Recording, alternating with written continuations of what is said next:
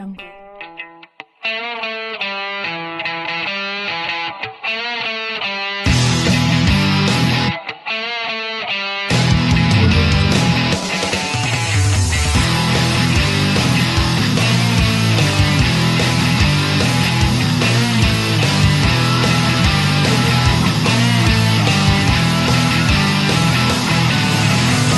Hello, you are listening to Trump Republic Radio. It is January 28th, 2018. I'm your host, Enzo Quesada, and as always, I'm joined by my co-host, Bobby Hester. Hello, everyone. We got quite a lot of stuff to get into, Bobby, this week, and the first thing we need to get into is a follow-up of the main story last week, and that is the shutdown. Yeah, so the Democrats have finally caved and the government shutdown is ended. America once again is open for business. So the United States United States Senate voted to end a Democrat filibuster, clearing the way for an end to the 3-day government shutdown. The final vote was 81 to 18. The spending bill, however, will only fund the government until February 8th. So we've only got about 3 weeks until everything that happened last week might just happen right again. We might have another government shutdown if they can't get this stuff done. But Senate Democrats will now be able to focus on immigration by itself over the next few weeks as they hope to find a fix for the DACA problem before the March 5th deadline. So we've got a list of the Democrat senators and all the senators really and how they voted. So first off, the only senator that did not vote was John McCain, and that's because he's at home battling cancer. Now, of the people that voted no, which means the people that voted to keep the shutdown going, there were only 2 Republicans that voted no, and that was Rand Paul of Kentucky and Mike Lee of Utah. Now, I can't speak for Mike Lee personally, but Rand Paul said that the reason he voted no is because he wanted to actually have a budget get passed and not a continuing resolution, which is what we've been doing for years and years and years now, essentially. But he didn't want to do any CRs. He wanted an actual budget, so I mean, that makes sense to me, personally. I'm not sure if, how well you feel about that. I mean, it makes sense. We haven't actually done a real budget in about a decade now, but I don't know. With the way that these things go, I'm fine with using continuing resolutions on this. Yeah. So, I don't know. If he wants to take his stand in the dirt on it, that's fine, but I don't care. Yeah. So, normally that would also bother me because that's, we only have 51 Republican votes in the Senate. With 2 Republicans voting no on something, you're not going to be able to pass anything if the Democrats are against it too. But thankfully, enough of the Democrats did cave. Now, before we get to the Democrats that voted yes, just know that every Democrat that we don't name in the yes column specifically voted no, meaning they voted to keep it shut down. So, first off, the ones who voted yes was every other Republican besides the 3 that we mentioned now. And one of the Democrats that I first want to mention before we talk about the others is Doug Jones from Alabama, our newly elected newest Democrat senator. So he voted yes, which, I mean, we were talking before the show, and it was kind of interesting what we were saying that you were saying his, what his 538 Trump score is right now. It's 100. Yeah, so you're saying he's the most pro-Trump person in the Technically, Senate. right now, with his Senate voting record, he is the most pro-Trump senator in the Senate. Now, that's only because this is like the only thing he's ever voted for. It's like the only thing. But I've been seeing Democrats freaking out, and I've been, seeing socialist pages saying, "See, this is what happens when you just support a Democrat. They support Trump." It's just like, so you guys are so stupid. Like, this is pretty much the only vote he's done. Yeah, which is hilarious. So, but I actually skipped ahead of myself, really, and I kind of want to go back to the no column real quick. So there was only one Democrat from a state that Trump won that voted no, and that was John Tester from Montana, who's up for re-election this year. And that's interesting because the Democrats that are in the Trump states that are up for re-election, many of them, in fact, most of them, they stand really good chances of losing their re-election bids this year. The last thing that they need is their own base and the Republicans that live in their districts, or their states really, pointing at them saying, you chose to shut down the government to protect the DACA kids over everything else, over American citizens, over, payment for the military and stuff like that. You chose them over us. You don't care about us. You shut down the government. So the ones who voted yes, that is, the ones who voted to open up the government, was That are Democrats. yeah, they're Democrats. We got Bill Nelson from Florida, Joe Donnelly from Indiana, Debbie Stabenow from Michigan, Claire McCaskill from Missouri, Heidi Heitkamp from North Dakota, Sherrod Brown from Ohio, Bob Casey from Pennsylvania, and Joe Manchin from West Virginia, and Tammy Baldwin from Wisconsin. So those are the 9 of the 10 Democrat senators in states that Trump won, all of which voted, yes, let's go ahead and reopen the government. So there were a couple of other votes, however, in the yes column that really surprised me, and one of those was Chuck Schumer himself, your Senate minority leader. So he was the one who was leading the whole, like, oh, we need to protect the DACA kids. We need to shut down the government if necessary. Yet he was the one who, when the time came, was like, you know what? Let's go ahead and reopen this thing up. This isn't working out very well for us. Yeah. And the other Democrat that I wanted to mention was Dick Durbin from Illinois.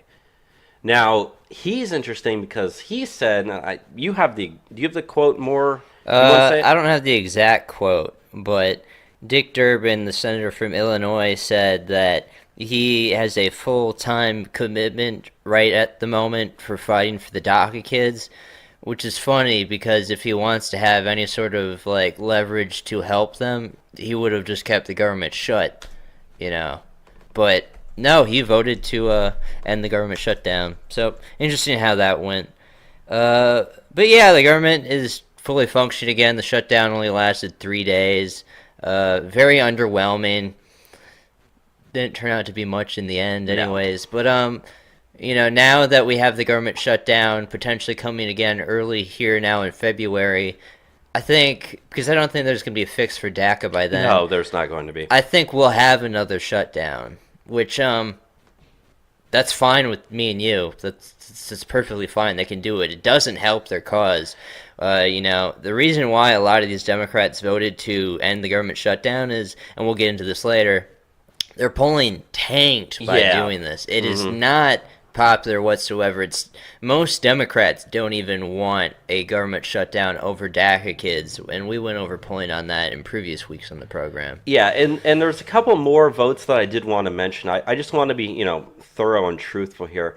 But every other Democrat that did vote yes to reopen the government that was not in a Trump state, meaning, you know, Democrats in blue states that voted yes to reopen it, with the exception of Durbin and Schumer, every single one of them is also up for re-election this year. And some of those are in very, very blue states. Like, you know, for instance, we got Angus King. Yeah. Angus King's an independent, but he caucuses with the Democrats. He's essentially a Democrat. But, you know, it's guys like Ben Cardin. Like Ben Cardin from Maryland. You think a Republican's going to win Senate in Maryland? Of course not. Yet he went ahead and he voted to reauthorize and Tim Kaine voted to end the government shutdown. He's up for re-election. So you even have Democrats in blue states realizing this isn't good for my image. This isn't good for my record. This is going to hurt my re-election chances, whether it be in the general, which is doubtful if you're in a really blue state, but especially in the primary, if you've got a strong primary opponent coming up there. So, you know, it's just really interesting there how things are going, but yeah, so not going well for them. And let's move on to the Davos stuff, Bobby, that's happened this week. So President Trump attended the World Economic Forum in Davos, Switzerland this week. Is like a big meeting of all the elites in the world. Yeah, it's a collection of world leaders and CEOs. And so Trump told them that America's economy is roaring back, and he called on the gathered business leaders to invest in America's growth. I'm not going to read the entire thing here, but you know, some of the quotes where he said was, "America is roaring back, and now is the time to invest a future of America. We've dramatically cut taxes to make America competitive. We are eliminating burdensome regulations at a record pace," which he said later on in the thing, although he signed the executive order to cut 2 regulations for every new one, we've actually cut 22 regulations for every new one. So that's very good stuff. That's very good stuff, absolutely. So, yeah, and he said, we're reforming the bureaucracy to make it lean. So he touted the whole fact that America's created 2.4 million jobs since he's become president. New unemployment claims are the lowest in nearly half a century. African American unemployment is the lowest rate ever recorded, and it's also the one of the lowest, if not the lowest, unemployment rates among Hispanic Americans as well. So that's some really good news. He also went on to talk about just business in general and bureaucracy and bureaucrats. And there is a couple of quotes I want to read here. So he said, "The U.S., like many countries with unelected bureaucrats, we have them all over the place, and they've imposed crushing and anti-business and anti-worker regulations on our citizens with no vote, no legislative debate, and no real accountability.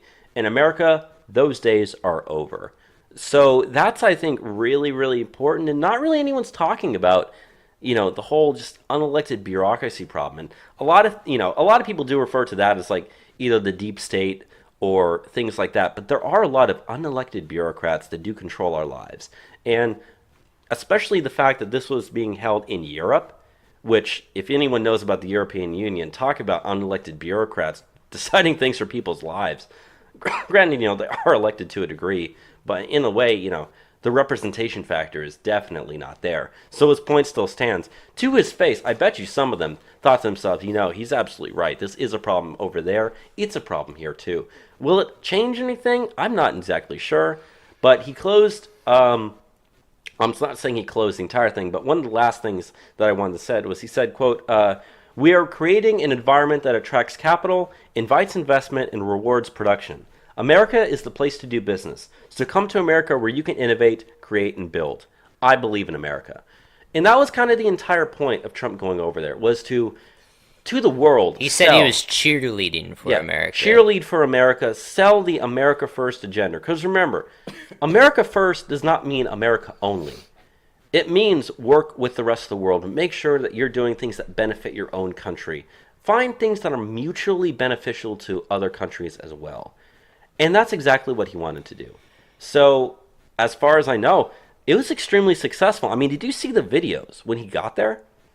Oh yeah, it was, the crowds just see him and everyone pulling out their phones, everyone wanting photos with the guy. And we're not talking regular people. We're talking presidents, prime ministers, billionaire CEOs of multinational corporations. Yeah, these are powerful people. Freezing in where they're standing to take out their phone and take pictures of Trump. They're acting like he's a rock star, and the lines to get in to hear this speech were extensive. People waited hours to hear Trump. And again, we're talking presidents, prime ministers, CEOs of corporations, literally standing in a crowd of people waiting to get in. And the fake news has been really pushed for a blunder on it because they, were all excited to tell the story of Trump was booed at Davos. Trump was hated, but he was very, very well received. Yeah. The fake news are the ones that weren't well received. It was during the Q&A he was doing, he mentioned the fake news, and there was boos in the audience in regards to the fake news. And the fake news tried to make it seem like they were booing Trump, yet they were cheering Trump and clapping for every other thing he was saying, except for the fake news. That's when they booed, because they were booing the fake news. They weren't booing him. So yeah, they've had a really hard time this week trying to spin it. I know CNN still has tried to. Oh, they're probably still doing it as we're recording this right now. Hasn't been working out for them so well. But yeah, it was kind of the speech that I expected him to give. Not anything we haven't really heard before, but it went well and he did a good job. So good stuff on that. Want to move on to some FBI stuff, Bobby? Let's do it. So there have been more FBI texts that have been released. The Justice Department has turned over additional text messages involving FBI agent Peter Strzok, who was removed from Robert Mueller's investigation team following the discovery of derogatory comments made about President Trump, and his mistress and former co-worker on the Mueller team, Lisa Page. The Department of Justice also said that its record of messages sent to and from Peter Strzok were incomplete because the FBI, for technical reasons, has been unable to preserve and retrieve about 5 months' worth of communications. The 5-month period was between December 14th, 2016 and May 17th, 2017, which was the exact same day that Mueller was appointed as special counsel. So that doesn't seem at all suspicious to me, does it? No whatsoever. Not suspicious at all. But the technical reasons the FBI gave were misconfiguration issues related to rollouts, provisioning, and software upgrades that conflicted with the FBI's collection capabilities. The FBI also stated that roughly 10% of its 35,000 employees have also been affected by the glitch. So we're talking probably roughly 3,500 FBI employees that also might have had, lost text messages due to whatever that problem that they had with their software. That's not good, because who knows how many other people may be involved in this sort of stuff that we may need to see that information later on. Yeah. But the original release texts, there's about 50,000 of them, they were from the spring and summer of 2016, and they discussed the investigation into Hillary Clinton's private email server. Now, in one of the texts, Stroke and Page referenced switching to iMessage, suggesting that they moved their private conversations from their government-issued Samsung phones over to private Apple ones. Time to hide some stuff, huh? Right. And Senator Ron Johnson, a Republican from Wisconsin, who's also the chairman of the Senate Homeland Security Committee, he wrote a letter to FBI Director Christopher Wray asking him if the FBI had, quote, conducted searches of Mr. Stroke and Mrs. Page's non-FBI issued communications devices or accounts to determine whether federal records exist on those non-official accounts. However, Department of Justice Inspector General Michael Horowitz said his office has located the missing texts as of Friday, which makes sense because, we've been talking about the whole NSA spying scandal for years now. We know they're collecting every text message that gets sent. We know they're collecting every email that gets sent. We know that they're probably listening in on phone calls and stuff, or at least knowing who you're calling, how long the calls last, all that sort of stuff. If they want to know, they can access it. If they want to know, they can access it. They've got that information. So there's no reason that when they said, we can't find it because of some glitch, we know that those records exist. We know that they have it. And they have it. I mean, they've said, we have them. Earlier in the week, they were lost, but now they've been found, and we're going to go through them. So, of note, however, is one text that was discovered where Stroke tells Page regarding the Russia probe, quote, you and I both know the odds are nothing. If I thought it was likely, I'd be there, no question. I hesitate in part because of my gut sense and concern there's no big there. However, he joined the probe anyways. So you literally have Stroke sitting there telling Page, saying, the whole Russia collusion narrative, I really doubt there's anything there. I don't think there's anything there at all. But you know what? I'm going to join it anyways. But, it's not that they have ulterior motives that we know about, Bobby. And one of the other things that come out is this whole secret society talk. Yeah, we've seen that between the two, there has been talk of a secret society, which includes Andrew McCabe. So why... We don't know a whole lot about it, but why is there a secret society in the FBI to begin with? Yeah. That, is obviously unaccountable to the American public. And, I was talking to you before the show about the whole secret society thing. I doubt when we hear the word, secret society, we tend to think of, guys in, cloaks meeting around rooms with candles and stuff like that. But the whole, secret society thing is probably just a group of a couple, maybe a dozen or so people at the FBI that... to kind of get together on their own and investigate things that they want. Because we're talking... An inner circle that is okay with doing things that aren't okay by the standard of the law. But because they're in an inner circle, no one's going to get in trouble. And that's what I assume. Yeah, and the reason why this is also a big deal is we're talking about people that have high-level security clearance, many of which are people that also have power in general, whether it be at the FBI or anything really, and yet their entire group, secret society, whatever, that group of people that we're referring to is working on its own to try to actively bring down the President of the United States. Which, you look at the stuff between Lisa Page and Peter Stroke, the text that we already have, and, the revealed anti-Trump bias, they talk about how they have the means of stopping Trump and doing what's necessary. And these are the people part of a secret society in the FBI. Yeah. This is, we don't know everything at the moment. We're still finding things out, but none of this stuff looks good. No. So, do you want me to go into the Hillary stuff? Yeah, go right ahead. So there are also, we've got some new release texts that point to some prejudicing of the Hillary investigation. Remember, Peter Stroke and Lisa Page were also part of the Hillary investigation of her email server back in the summer of 2016. So in the newly released text from Senate Judiciary Committee Chairman Chuck Grassley of Iowa, Page warned Stroke that Clinton, quote, might be our next president in a February 25th, 2016 exchange. Quote, the last thing you need is going in there loaded for bear, Page continued. Quote, you think she's going to remember or care that it was more DOJ than FBI? So here they're talking about we need to treat Clinton in a way that won't have her wrath against them when she becomes president, openly prejudicing the case back in February.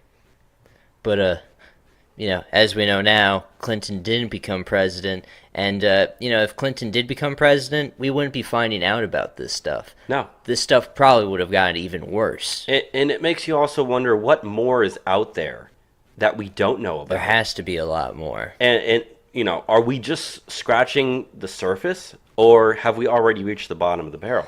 We don't really know. I mean, I think we're still at the surface. I think we've just barely scratched the surface. I mean, it seems like, especially, we're going to get to the whole, release the memo thing here in a bit, but, the entire Obama presidency, heck, even back into the late years of the Bush presidency, when people really started to get skeptical about this stuff, we knew that these people are corrupt. And we knew they did things that are definitely illegal, for sure immoral. We just didn't really have ways to prove it because they were very good at covering their tracks. Well, now those tracks are being uncovered. And it appears that, because of the fact that they were banking so hard on Clinton winning in 2016, knowing that if she wins, this stuff is never going to get discovered. But now Trump won. And, they're pooping in their pants because they're getting discovered, and the stuff is coming out. The memo is probably going to get released. Their texts have been found. That stuff's being made public knowledge. These people aren't going to get away with anything. There's nowhere to run. It's only a matter of time before, charges start being filed at this point. So it's really great stuff. Yeah, I was going to say, especially if the memo gets released and that gets investigated more. But like I said, we're going to get to that more in the Let's go into this infrastructure plan thing. Yeah, so Trump announced his $1.7 trillion infrastructure plan. During a meeting of roughly 100 mayors from different U.S. cities, President Trump announced the price tag of his announced the price tag of $1.7 trillion for his infrastructure plan. The mayors applauded loudly and cheered, to which Trump replied, "Oh, you like that? I can tell we have mayors in the room. Only mayors would be that excited." He plans to further address his infrastructure plan and publicly reveal the details during his upcoming State of the Union speech on Tuesday, January 30th.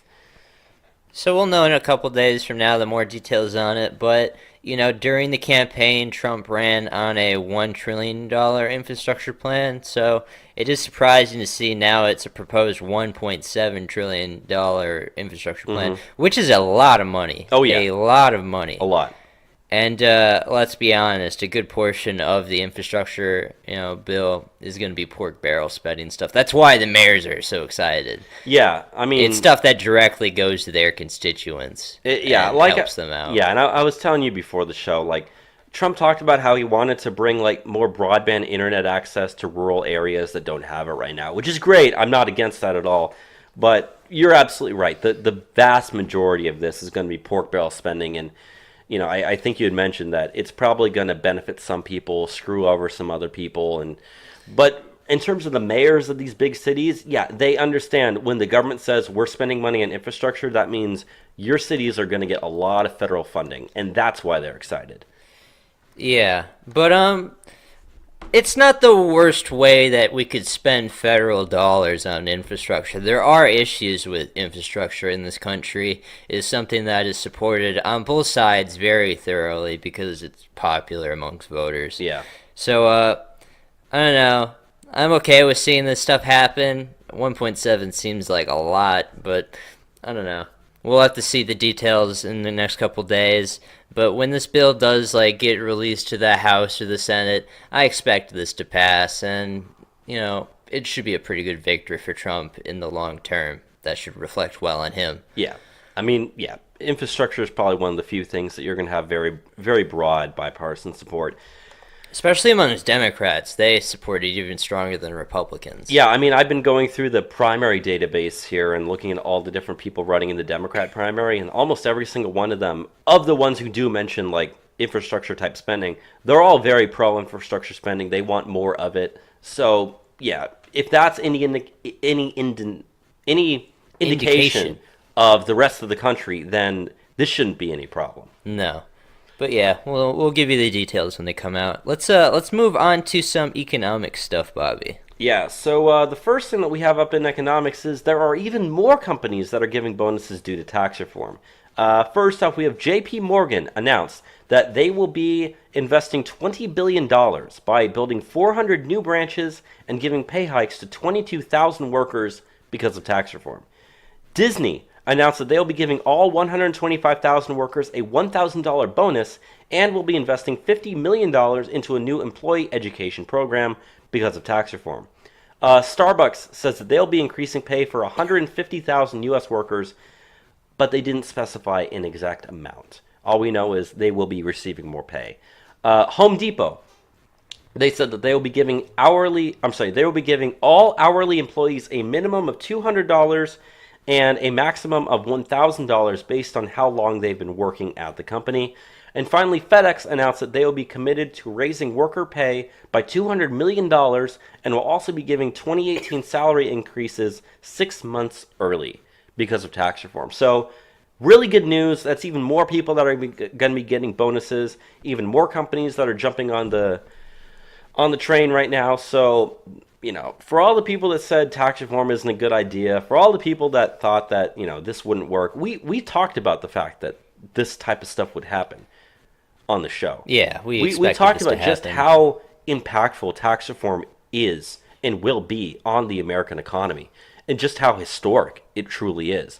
I mean, do you think any of this would have happened if tax reform didn't happen? Of course not. It's happening because of tax reform. And you need to keep in mind, this is money they're giving out before they've even gotten their tax reform money back. This is money they're already willing to give out. Once they get their money back, all these companies, you're going to see even more of these bonuses coming out, and you're going to see more money invested in their companies. Yeah. And so, that's continuing to be really good news. Like we said, would this have happened if Clinton was president? Absolutely not. You would have had probably higher taxes on corporations or individuals, if anything. So that's some really good news. And let's go into some GDP stuff, Bobby. Yeah, so we got some GDP numbers for the fourth quarter, and I got to bring up just a couple pictures here. So yeah, we're good. GDP growth for the fourth quarter slowed to 2.6%, which is much less than expected. The New York Federal Reserve, if you remember, we talked about this in the show a couple weeks ago, maybe a month ago. They estimated that the fourth quarter GDP would reach about 4% based on strong manufacturing data near the end of the year. The slowdown is being blamed on a widening trade deficit and lower inventories during the holiday season. However, despite the low number, consumer spending rose by 3.8%, which is the largest quarterly increase in 2 years. Now, I kind of wanted to say something about the fact that it was only 2.6, which is a lot less than what people expected it to be. Love him or hate him, I still follow Bill Mitchell on Twitter, and occasionally he has some really, really good analysis about stuff. And he had 2 tweets here that I'm going to read. His first says, the fourth quarter import deduction to GDP, which is essentially what happens is you subtract numbers from your GDP number based on other data. Goods was minus 1.91%, services minus 0.05%, is the biggest deduction ever, and potentially, likely, massively overestimated. He also tweeted and he said, if you just use import history as a guide, the actual fourth quarter GDP growth will end up at least a full 1% higher. That would put the actual result around 3.6%, which is exactly the landscape everyone thought it would be. So, he's essentially saying the reason why it's only 2.6 instead of it being higher is because these numbers that they deduct are just massively being deducted more so than they ever are before. And that a couple weeks from now, when we get the revised numbers, which we always get revised numbers out, and it seems like they're always revised higher, it's possible we could easily see definitely over 3%, but maybe 3.4% GDP growth for the fourth quarter. Which is very strong. It is very strong. Heck, it could even be 3.6. Not to say 2.6 is bad. No, really. 2.6 is great. I mean, Anything better above than 2. what Obama was doing. Yeah, on I was going to say average. anything above 2 is considered good. 3 is, What you aim fantastic. for, though. Yeah. So that's some, maybe good news, maybe bad news, but it's more of those things where it's like, wait a couple weeks for the data to come out, and then we'll get back to you. Yeah. So for now, it's looking like it's going to be pretty good. The economy is still in great shape. Yeah. Let's move on to some immigration stuff, Bobby.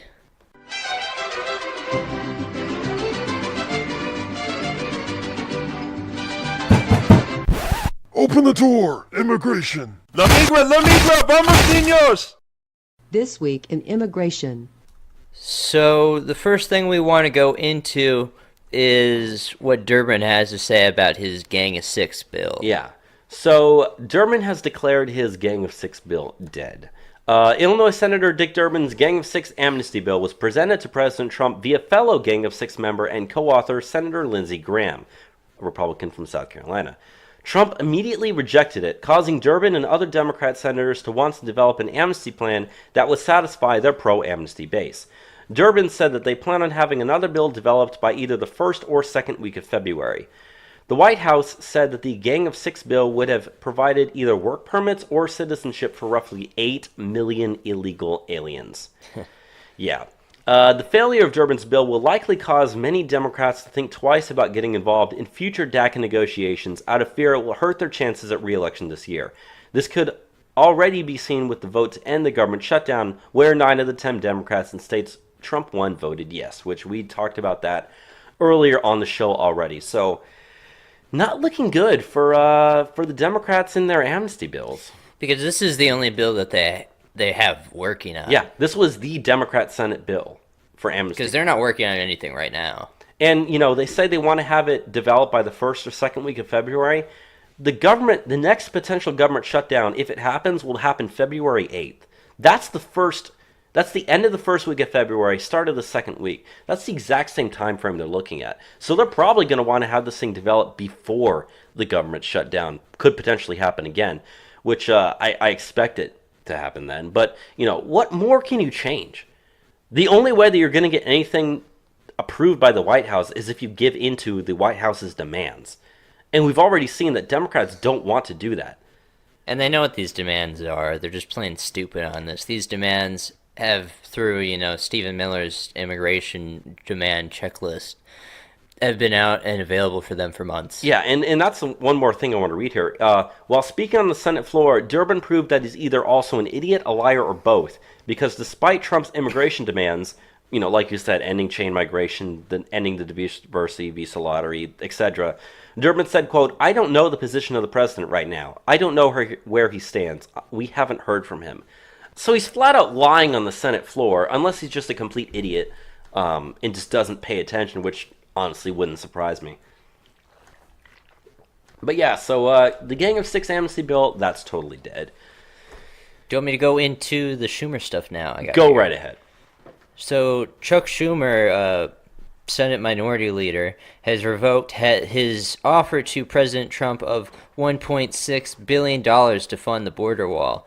Schumer's aides have told reporters that the original offer was only made to try and avoid the government shutdown. Schumer stated, quote, "The thought was that we could come to an agreement that afternoon. The president would announce his support, and the Senate and the House would get it done, and it would be on the president's desk. He didn't do that, so we're going to have to start on a new basis, and so the wall offer is off the table."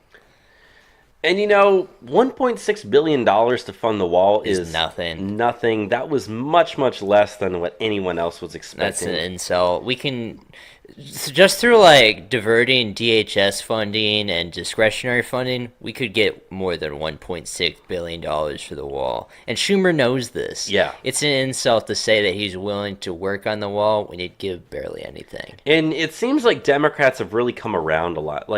Representative Gutierrez, who is from Illinois, he's in the Chicago area. He's resigning, or he's not running. He's not seeking re-election, but even then, he's come around and he's even saying, he's like, fine, you want the wall, we'll give you the wall. And he's the most hard-line pro-amnesty representative they have in the House. Yeah, Democrats know the wall is coming. The wall is going to get built. We're going to get the funding for the wall. At this point, for Schumer to revoke his offer for the wall, it's a joke. It really because is. To get the money for the wall, we don't have to make a deal with you. No.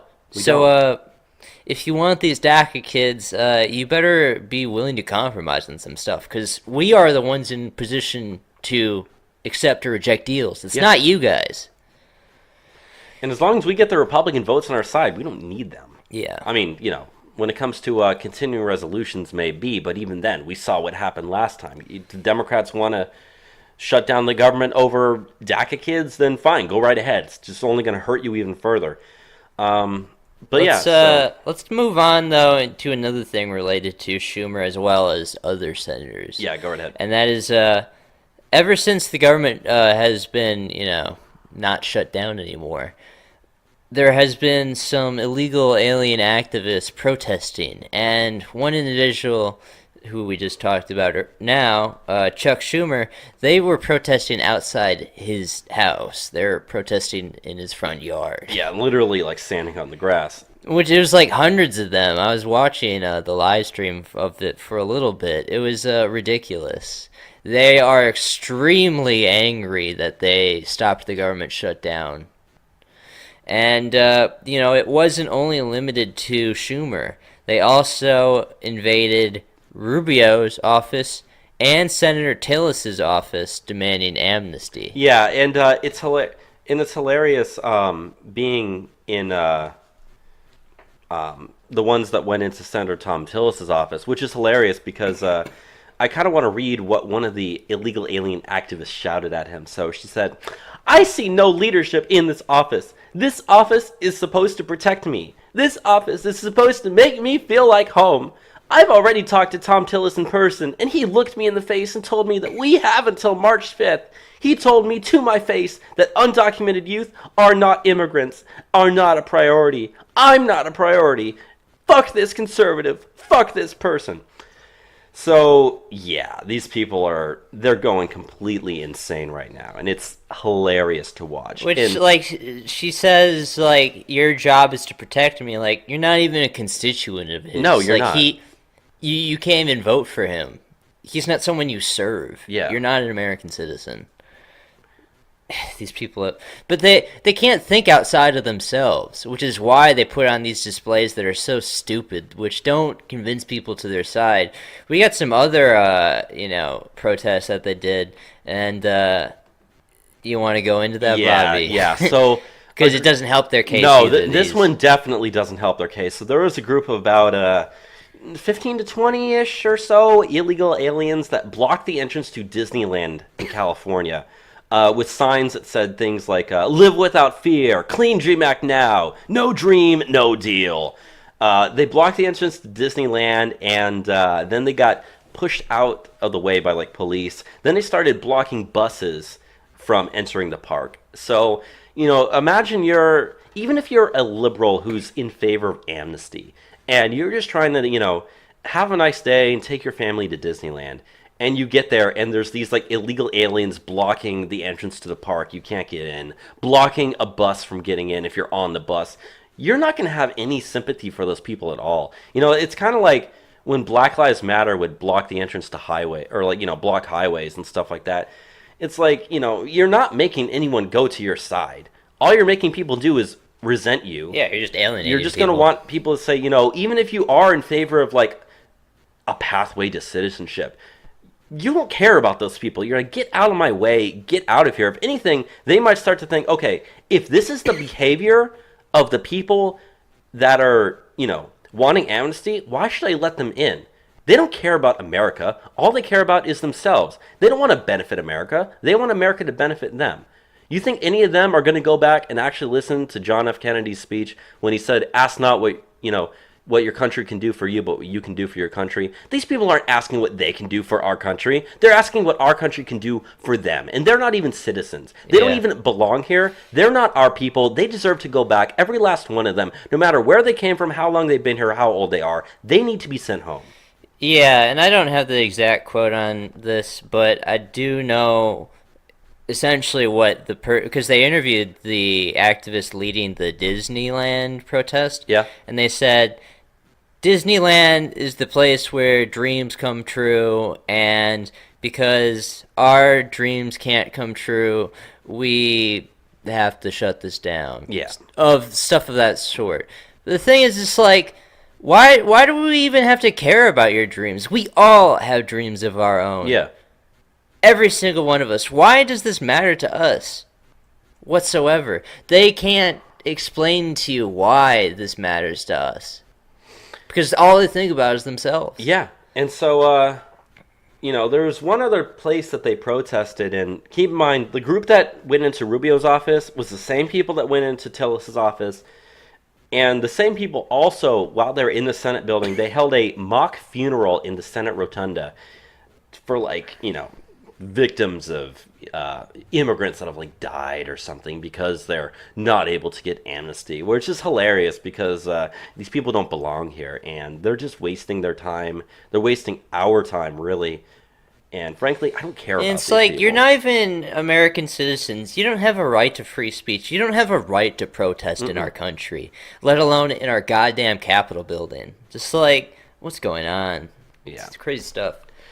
With that said, let's go into probably the best poll that we've ever seen. Yeah, there was a poll that was released, and before we actually say the data of it, so many people were even shocked that this was even real, and the fact that it is amazing. So And it scares them. it does. There's a new Harvard-Harris poll that shows 79% of American voters say, quote, immigration priority for those coming to the U.S. should be based on a person's ability to contribute to America as opposed to their as measured by their education and skills, and not based on a person having relatives in the U.S. Meaning, 79% of American voters favor merit-based immigration over chain migration. And you're right, that is scaring them all. Because the poll also found that 85% of blacks favor merit-based immigration over chain migration. 72% of Democrats and former Clinton voters favor merit-based immigration over chain migration. And in general, 80% of Americans also favor curbing legal immigration levels. Take in less immigrants per year is what that means. We're not even talking about 80% of illegal. Americans. We're talking about legal. And that poll, those numbers, that's detrimental to the left. It is. Because people are going to be voting with these attitudes. Yeah. And as the leftists, the Democrat platform come these midterms, it's pretty much going to be open borders and amnesty. They're going left. The general public is moving right on their immigration views. Even Democrats. 72% of Democrats. So they don't even appeal to their own constituents. They are appealing to, say that 70, they're appealing to less than 1/3 of their base, which, I hate to say That's not a winning strategy. that part of their base is the loudest, that's for sure. It's the one that's actually, driving the narrative. Especially the progressive liberals that you see on Twitter and stuff, they're the ones who make up that 30%. Whereas I hate to say the whole silent majority thing, but it is true. The silent majority, in fact, the vast majority, 80% of Americans are yeah, we should be switching to this other thing. And you're right, they're going to vote like that. And in the midterms, they're going to vote like that. And if the Democrats shut down the government again, saying shutting down the government to save the DACA kids over, funding the government, that 80% number is only going to get even higher. And I mentioned this to you before the program. There was a time where I was against Trump. Now you've been for Trump the entire time, so you get 2 thumbs up for that. But there's a time where I was against Trump, and during the primaries, during one of the Republican debates, he was saying, no one was talking about immigration before me. And I thought to myself, are you serious? People have been talking about immigration for years. But you know what? He's absolutely right. No one was talking about merit-based immigration. No one was talking about chain migration. No one was talking about the diversity visa lottery. No one's talking about any of that stuff. In fact, most people, vast majority didn't even know what any of that stuff was. But now that it's become the forefront issue for the last, 6 months or so, and it's going to be continuing it, and it's even being pushed more and more into the mainstream, those ideas, people are realizing, wait a minute, why are we bringing people in from shithole countries? Why are we letting people bring virtually unlimited amounts of family members over to this country that aren't contributing? Then they start looking at welfare usage rates and all that sort of stuff, crime statistics, whatnot. They're like, wait a minute. This is a big deal. This is a big issue. Why are we allowing this to happen? And you're seeing the answers here. Now, I guess the next thing we could talk about here before we go to the next story is, the fact that Trump's got his State of the Union address Tuesday night.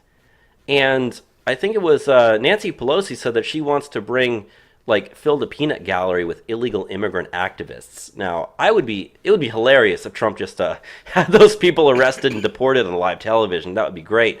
But, Trump's going to look at them. He's going to look directly at the Democrats that are all sitting there. Now, there have been quite a few Democrats that have said that they're going to boycott the State of the Union, which go right ahead. That's just more empty seats that we can fill with our guys. But, he's going to look directly at the Democrats that are sitting there not clapping for any word he says, and he's going to say, hey, you think you're putting on some big stand right now? You think that you're the moral high ground? 80% of Americans disagree with what you stand for. Your policies right now are extremely unpopular. You're going to lose seats if you keep trying this. You don't speak for America when it comes to immigration. I do. Yeah. And it's demonstrably true. And, this, it kind of goes forward to 2020 as well. If the left keeps this up, it's increasingly, I think a lot of Democrats realize this, that the blue wave that they hope for November this year, it's not coming. I mean, we've got polls later when we get to the elections portion. There is one thing that we need to state before we move on, though, which we don't have an article on, but I mean, this has been out there. Is this week Trump proposed his compromise that he wanted to do, where he'd have 1.8 million illegal aliens get a pathway to citizenship 10 to 12 years down the line in exchange for $25 billion for a wall, an end to change migration, an end to the diversity visa program, in exchange, and then other reforms for immigration. Very, very good stuff all across the board. And I know that scared a lot of people.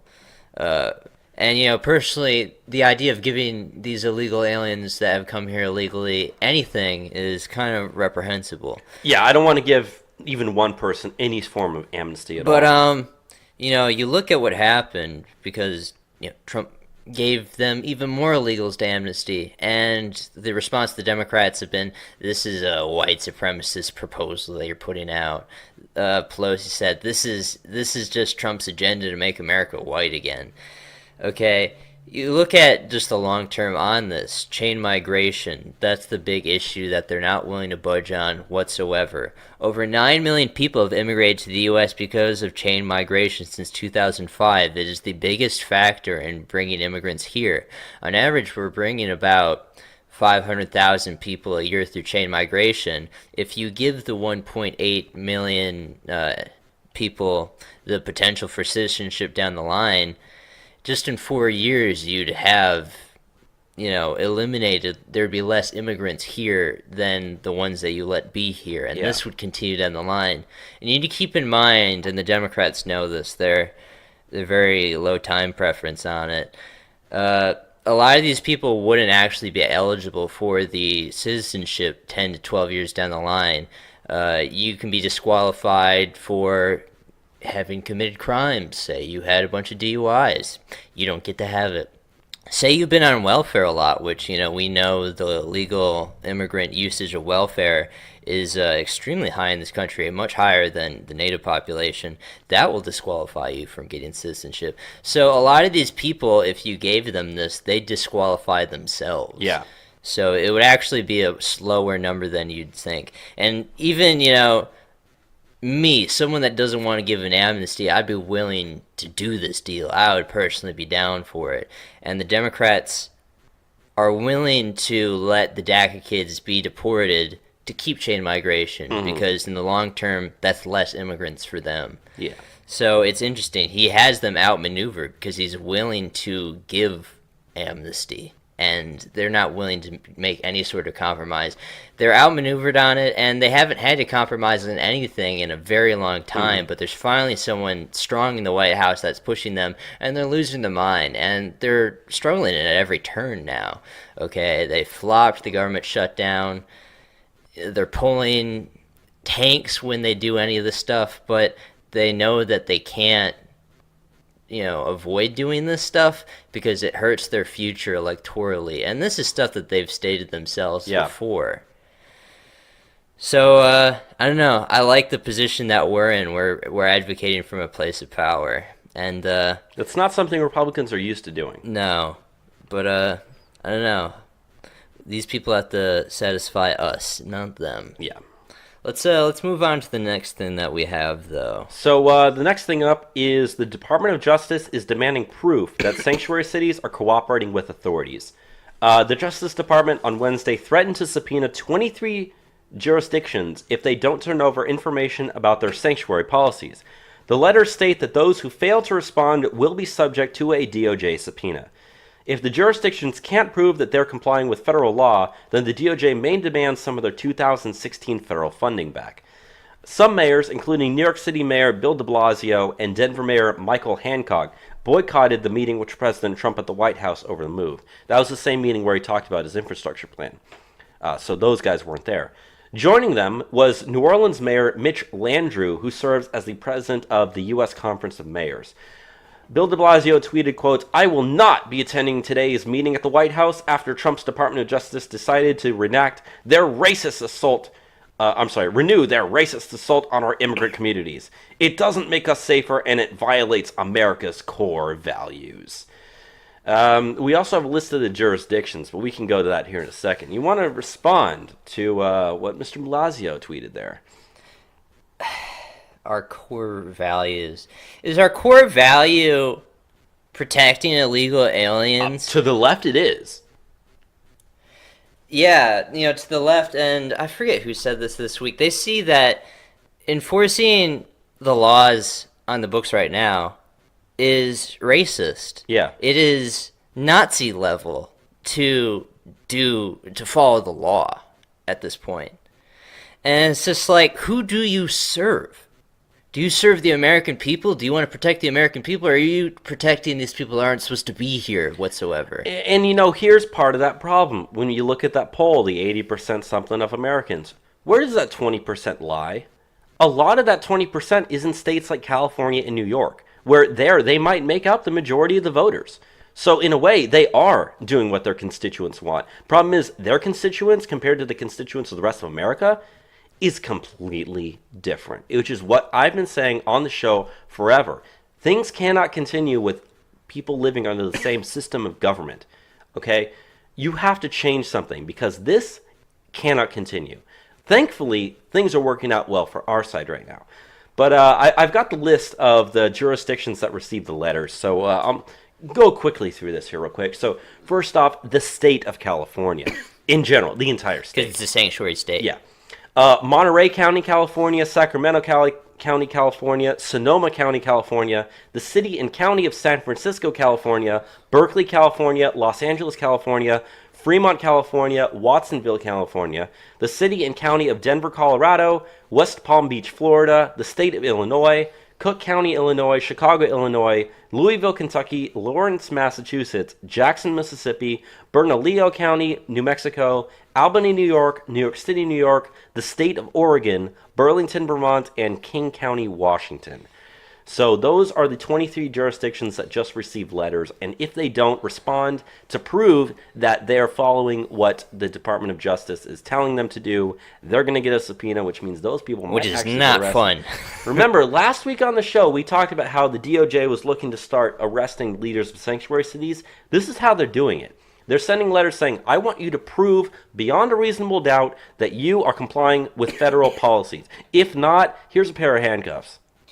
Yeah, I'm surprised that there isn't any Texan cities on the list. No, there's. I would have wanted at least like Austin. And it's not even entirely like blue states either. I mean, Jackson, Mississippi, Louisville, Kentucky, blue cities and red states. Granted, they are blue cities and red states, but they're still red states. So we're not talking entirely blue areas here. Yeah. But I mean, every single one of those places, you look up every single county that they said, it went blue. You look up every state they listed, it went blue. You look up the actual city results from every city listed, it went blue. So, granted, I mean, it's cities. Cities go blue anyway, so you can't really, take two and two together from that. But yeah, we are in the right here. Look at the Constitution, the Supremacy Clause, the United States. federal government sets the immigration policy, individual cities don't. You have to fall in line with what the federal government says. If you don't want to fall in line, okay, we're just gonna subpoena you. We're gonna take you to court, and we're gonna just throw you in jail. Yeah, and we're gonna take away your funding. Which, frankly, if they won't negotiate with anything else, I'm fine with just doing great stuff. Exactly though. Let's move on to the next another story. thing on politicians that don't serve their own citizens, and their constituency now is illegal aliens. Exactly. And that is some stuff Cuomo is up to in New York. New York Governor Andrew Cuomo wants to give illegal aliens who are on the DACA program free college at all state universities. He wants nearly $170 billion from the state budget to make the Excelsior Scholarship available to students on the DACA program, as opposed to only in-state residents like how it is right now. The scholarship gives students free tuition at any New York State public college if their families make $125,000 or less, regardless of grade point average or standardized test scores. The only condition of the program is that students remain in the state for, quote, the number of years equal to the equal to the reward received to keep the scholarship, meaning that students who receive free tuition must live and work in the state or pay the money back. Cuomo also announced another policy that would extend benefits to DACA recipients this week. He announced Tuesday that DACA recipients would receive Medicaid coverage in the state regardless of federal government action. This is like one of the most infuriating and sickening things that I've seen in quite a while, because it's just like you could be giving this, and the Democrats are always like, "Oh, what about the kids? What about the kids? Education, education." Right now, he's not even thinking about education for Americans. No, he's just thinking about giving education, free college, to foreigners, people that can't vote, that aren't supposed to be here, and these are the people he's concerned with. These are the people he wants to help out. Because you know what? Say these people get an amnesty and they become citizens, they vote. He knows that these people will vote for Democrats. So, you got to look at Democrats. They're cynical. They help out people that they only help out their own. Mm-hmm. They see giving to these DACA recipients, like free college, as investing in their own, ensuring their own. And it's sick because he should be, if he's going to be giving any money out for free college, it should be New York citizens. Yeah. The people that elected him. Yeah, the people that live and work in your state. You're right. And it's illegal to aid and abet illegal aliens to begin with. And not only does he want to help them stay here, he wants to give them free college so then they can, get better paying jobs than American citizens. It's disgusting. And it's also kind of a funny thing I thought about here. Say you give a DACA person free college and they go to college and they're able to graduate. What happens when we deport them? They can't pay that money back. The state's out of that money now. Yeah. So. Which, it's funny. They always talk about how educated the DACA kids are. Oh, they're smart. They're all these doctors and everything and whatnot. But, actually they're significantly underrepresented in terms of holding degrees. Right. There's a study from the Migration Policy Institute called The Education and Work Profiles of the DACA Population. Only 5% of DACA recipients have a college degree, to where at the at-large population in the United States, 40% of Americans hold a degree. DACA recipients are highly unskilled. 20% of them are high school dropouts. So I guess he wants to give them the free college so he can fib on the numbers, because he knows that they don't have degrees, like the way that they make them out in the media. He's trying to get that number higher. Yeah. So, sick stuff with that. Really pisses me off. Yeah. Let's go on to the next thing that we have here. Yeah, so here's some more bad news, I should say. Border crossings are spiking back to Obama levels. So, border crossings hit a historic low in April 2017, but have spiked 625% between then and December 2017, when crossings exceeded December 2016's numbers during Obama's last month in office. Nearly 30,000 illegals were caught trying to cross the border illegally in the month of December 2017 alone. The Department of Homeland Security Secretary Kirsten Nielsen said, quote, "We've got to have the wall. We're going to have the wall. But then you need the technology, you need the people, you need the sensors, you need the cameras, you need the monitoring to make sure that that wall is as effective as it can be." So that's not necessarily saying, when we say that 30,000 number, that doesn't necessarily mean that's how many people were successfully able to cross the border. That's just who we caught. That's how many we caught. So And there's that's more than normally that. and that's normally how these numbers go. It's very hard to determine how many you unsuccessfully caught. Very easy to determine how many you actually caught. You just count them as you do it. So that's the thing that is also concerning, is that these border crossing numbers, it was great that first few months in office, but they're coming back up now. The Trump effect on the border is over. Yeah. Now they're surging again. And the reason why they're coming is because there's amnesty talks again. Yeah. And they want to get in. They see if they can just get here. You have to remember, okay, we always call them undocumented. They don't have documents.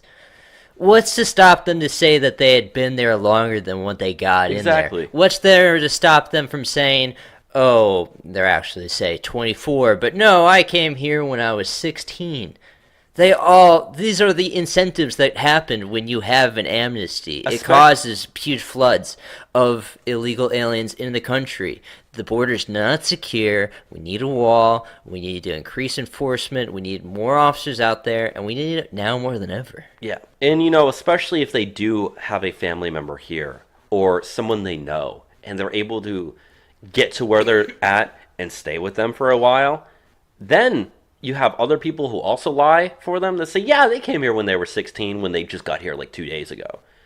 So, these people, they're not going to tell you the truth.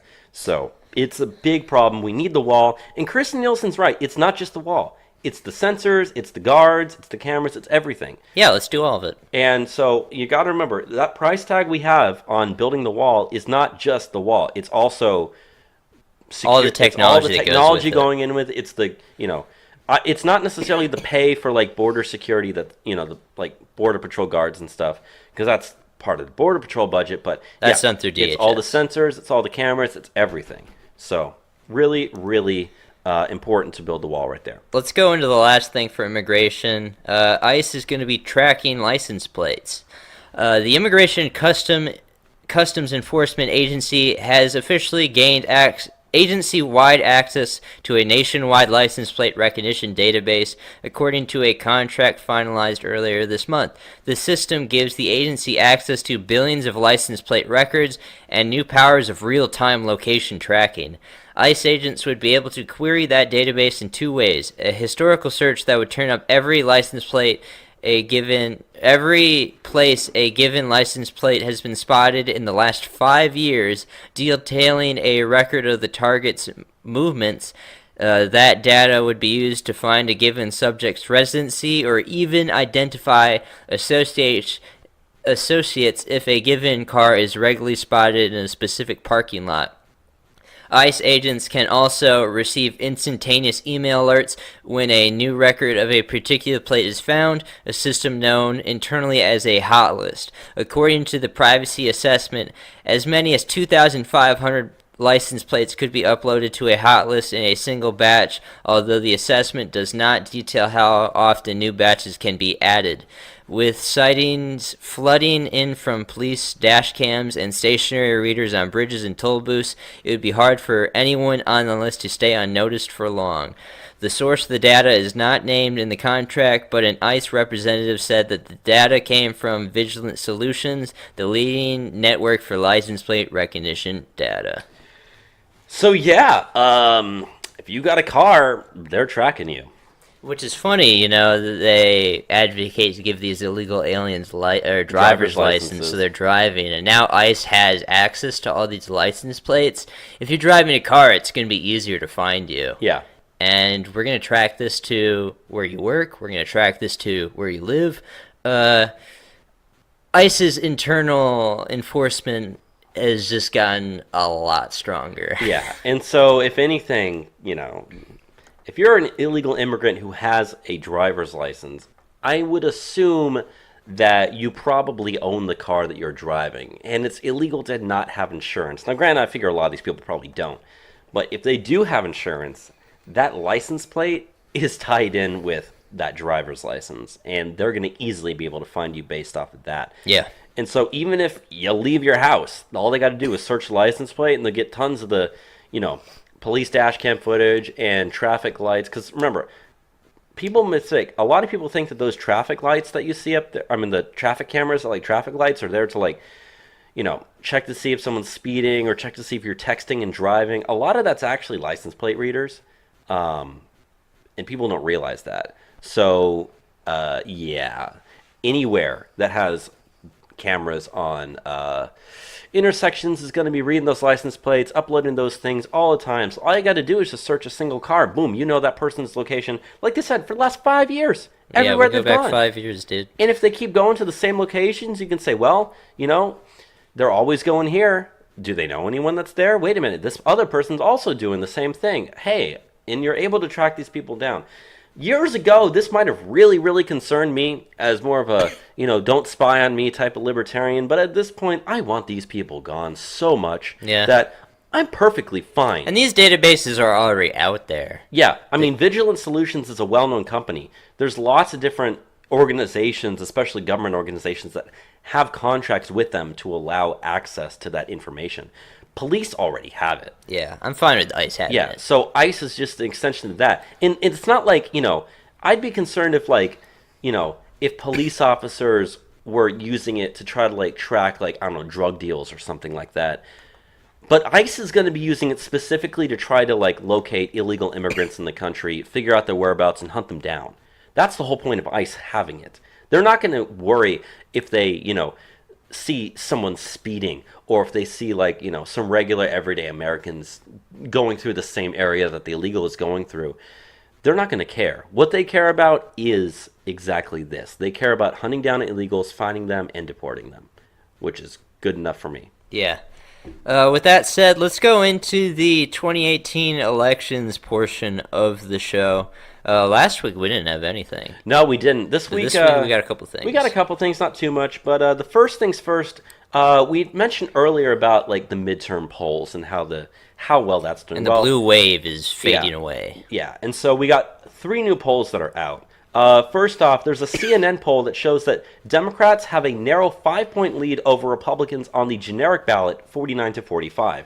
That same poll last month had Democrats above Republicans by 18 points.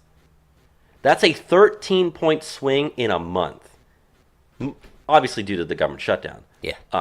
But still. And the success of tax reform. As tax reform continues to be successful, if they shut the government down again, if those DACA people keep blocking access to Disneyland, you think everyday Americans are going to say, you know what, I'm in favor of voting for these people's Let's amnesty. keep them here. Let's do that. They seem reasonable. Yeah. These people don't seem reasonable, and that's part of the swing. And you know what? The fact that what is this, January? We're 10 months away, less than 10 months away now from the general elections, okay? The primaries start with the first state, which is Texas, where we live, March 6th, okay? That's less than 2 months that's like a month and a half from now, okay? Maybe even 5 weeks, all right? Once these things start going and we start seeing the results of early elections, that will also start to shape, states that are later on in the year for their elections as well. And I'm actually very thankful that Texas is the first state, simply because of the fact that Texas is it's a very immigrant-heavy state. It's a border state. Immigration is a very important issue here. And so in the primaries, that's going to drive, like we said, you think that 20% that favors DACA is going to stay home during the primaries? No, they're going to go out there and they're going to be voting for whoever they believe is going to be the best, quote-unquote amnesty Democrat that they have.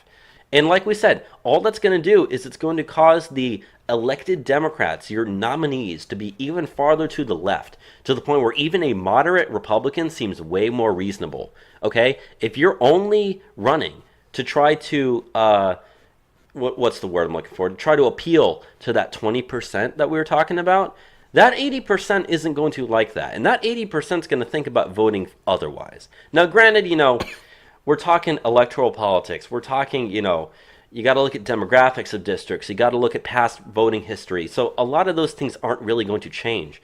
But the fact that Democrats had a 18-point lead a month ago and that's down to 5, a month before Texas primaries and 10 months before the election, that's not good for them at all. And do you know the internals on any of these polls? Because they usually give the Democrats a more sizable proportion than especially for usually. CNN polls. I mean, like I said, in general, Legitimately, this could be like 2 or 3 points. I was going to say, in general, the electorate of the United States during a presidential election is about D+3. I hate to say it, but that's true. Now, obviously, that varies state to state, which is where it really matters. But a lot of times you'll see they'll put D+7, D+9 polls out there, which is very, very inaccurate. If anything, if, let's say, this is a more so than a D+3 poll, which I'm certain it is. I could look up the data. I probably should have. But if this is anything more than a D+3 poll, then that 5 points lead is a lot less. We might even be even. We might be even. I doubt it would actually have Republicans ahead. And the only reason I say that is because the next poll that we have, which, granted, also isn't very accurate, but tends to be slightly more accurate than CNN polls. I'll just read it. There's the NBC Wall Street Journal poll. This one was from last week. It showed Democrats are actually up 6%, 49 to 43. Last month, that poll had Democrats up 11%, 50 to 39. So even that one's been cut in half as well. So you're seeing that in these two left-wing news agencies, which do tend to have biased polls, are both showing that, this huge blue wave that we think is coming, it's not. Hopes of that are fading away. In fact, it's very possible the exact opposite might happen. There might be a red tsunami in 2018. And then you have one more poll here, the Ipsos poll. Yeah, there was also an Ipsos poll, also from last week, that had Democrats up 42 to 36. Last month, it had Democrats up 14%, 46 to 32. All these polls show the same thing, though. It's headed in our direction. Now, granted, obviously, the numbers are way up. I mean, you got one that has Republicans at 32, one at 39, one at 45. All the Democrat ones are right around 49, 49, 46. So it's the Republican number that's very, very off there, but they all show the same swing. However, though, there's one last thing that's important, and even this, there's actually a little asterisk that I have to say about this.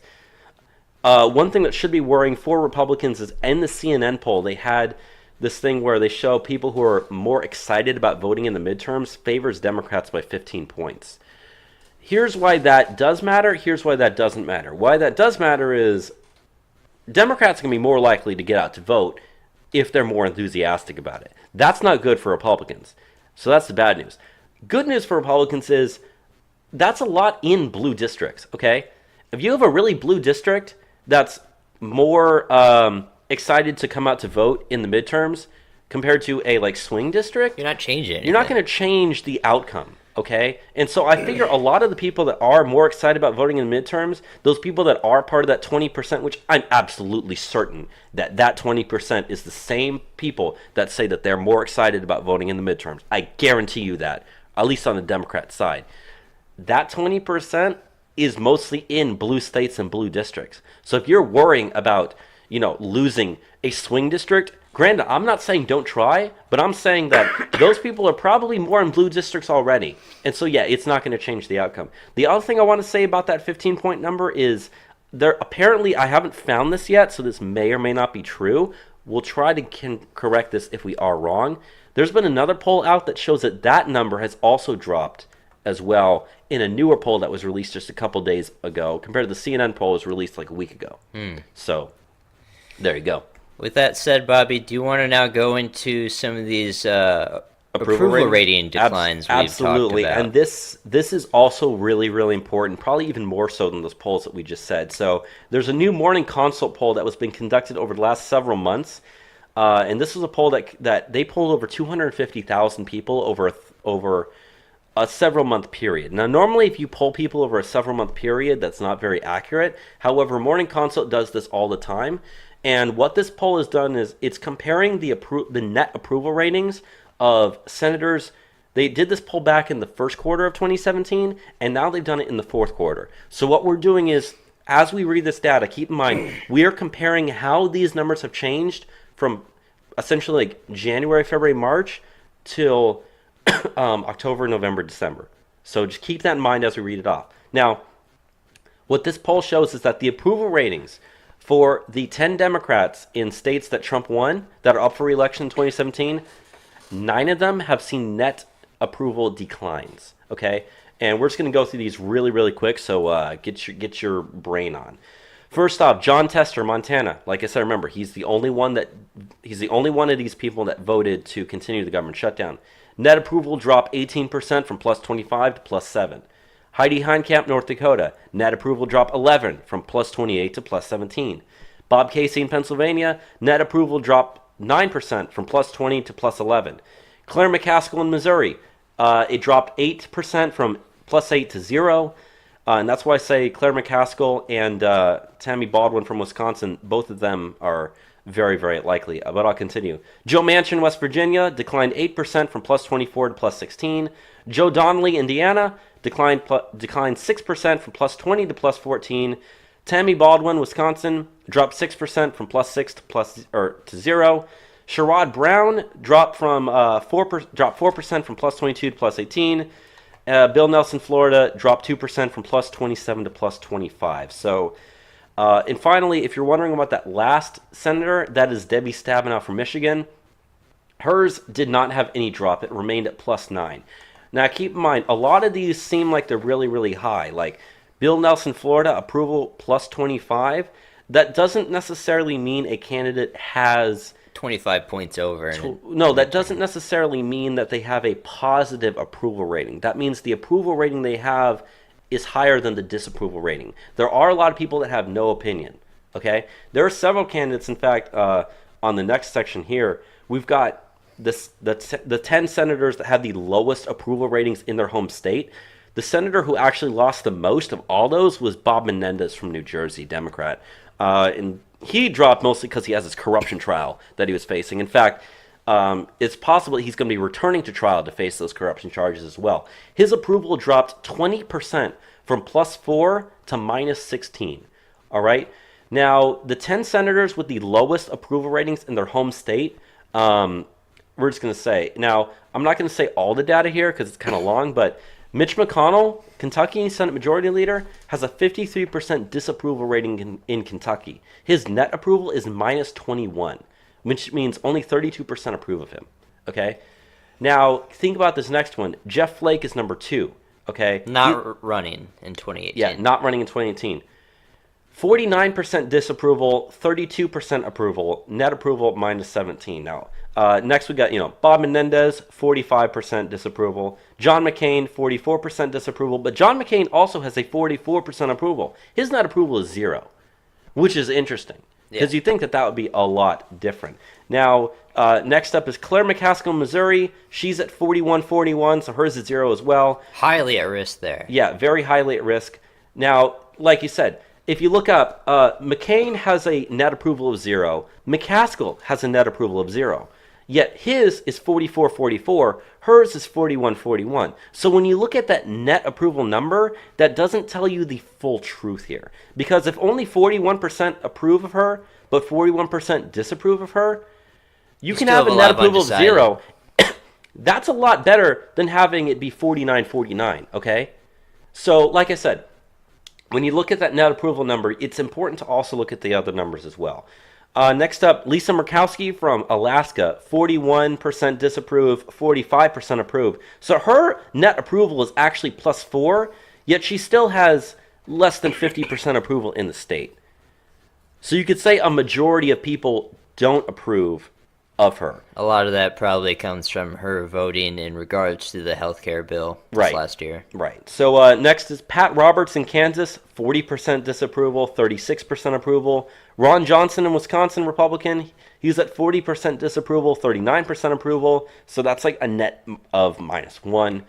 Tammy Baldwin, Wisconsin, 40-40. And John Tester in Montana, 40% disapprove, 47% approve. So again, you think a plus 7 seems like that's really, really important, but you're still looking at a majority of people don't approve, or at least will not actually say that they do approve of the Which job doesn't bode well for your midterm. Yeah, so that's why, although, if we go back, like I said, Bill Nelson, Florida has a plus 25 net approval rating. I guarantee you he probably has a majority of the people in that state that support him. But it just goes to show you that you really have to look at all these numbers because that net number doesn't always tell you the full story. And as we also said, Tammy Baldwin highly at risk of losing her seat as well. If I had to go just off of these numbers right now, I would say that the two Democrats that stand the greatest chance of losing is Claire McCaskill in Missouri, Tammy Baldwin in Wisconsin, and there was one more. Where was it? I lost it. Whatever. Anyway, it's and John Tester in Montana. So those are the three that I would say probably have the greatest chance of losing. But Joe Donnelly in Indiana, he stands a good chance of losing too. So you really got to Joe look at these Manchin might things. lose his, seat. He's a well-liked senator in West Virginia, but just by the fact of how Republican that state is now, he might lose his seat. And that's part of the reason Which why. is also why he's like one of the most pro-Trump Democrat senators, other than Doug Jones. Yeah, other than Doug Jones's one vote. Love you, Doug Jones. Thank you for being 100%. But like you look at like Joe Manchin's like Trump score, his is like in the 60s. Mm-hmm. Where most Democrats have like, I don't know, 10. Yeah. So, anyways, that's really all we have for the 2018 elections. Really So, promising stuff, though. Remember, as I have been saying, we're still going to be doing the episodes for every single congressional district, every single Senate race, every single governor race. I'm working on Texas. I'm almost done with Texas. Our Texas episode, we are doing that February 7th, that Wednesday there. Okay? That's like, 2 weeks, maybe a week and a half from now? I've already put in probably over 15 hours of work into this thing, and that's just one state. Granted, Texas is a big state. Our state, So it's more important, so I care more about it. Other states, I've actually even noticed myself that I've been cutting back. Like, I was looking up, when people said I'm an author, I was looking up what their book was called, what it was about, all that sort of stuff. But I'm like, all I need to do is just say, the guy's an author. I don't need to say, what the book was about, when it was written. I don't need to say what years or how long you had certain jobs. I can just say what your job was. So I'm actually putting in a lot more effort than I need to. And don't worry, when we do these episodes, it's going to be streamlined. Only the basics, please. But I just want to point that out. very detailed. But yeah, February 7th, Wednesday, that's when our first episode for Texas is coming out. It's going to be big. And granted, we're going to go through all of these. So things may change between now and then. And it's very possible that might happen. So, with that being said, I'm done with 2018 elections news for today. Let's go on to the bottom of the stack stuff we have for national news. Yeah. First thing we want to talk about is Democrats are blaming the hashtag release the memo trending on Russian bots. On Tuesday, California Senator Dianne Feinstein and California Representative Adam Schiff sent a letter to Facebook CEO Mark Zuckerberg and Twitter CEO Jack Dorsey demanding that the social media companies investigate whether Russian-linked bot accounts were behind the movement to get hashtag release the memo to be the #1 trending hashtag.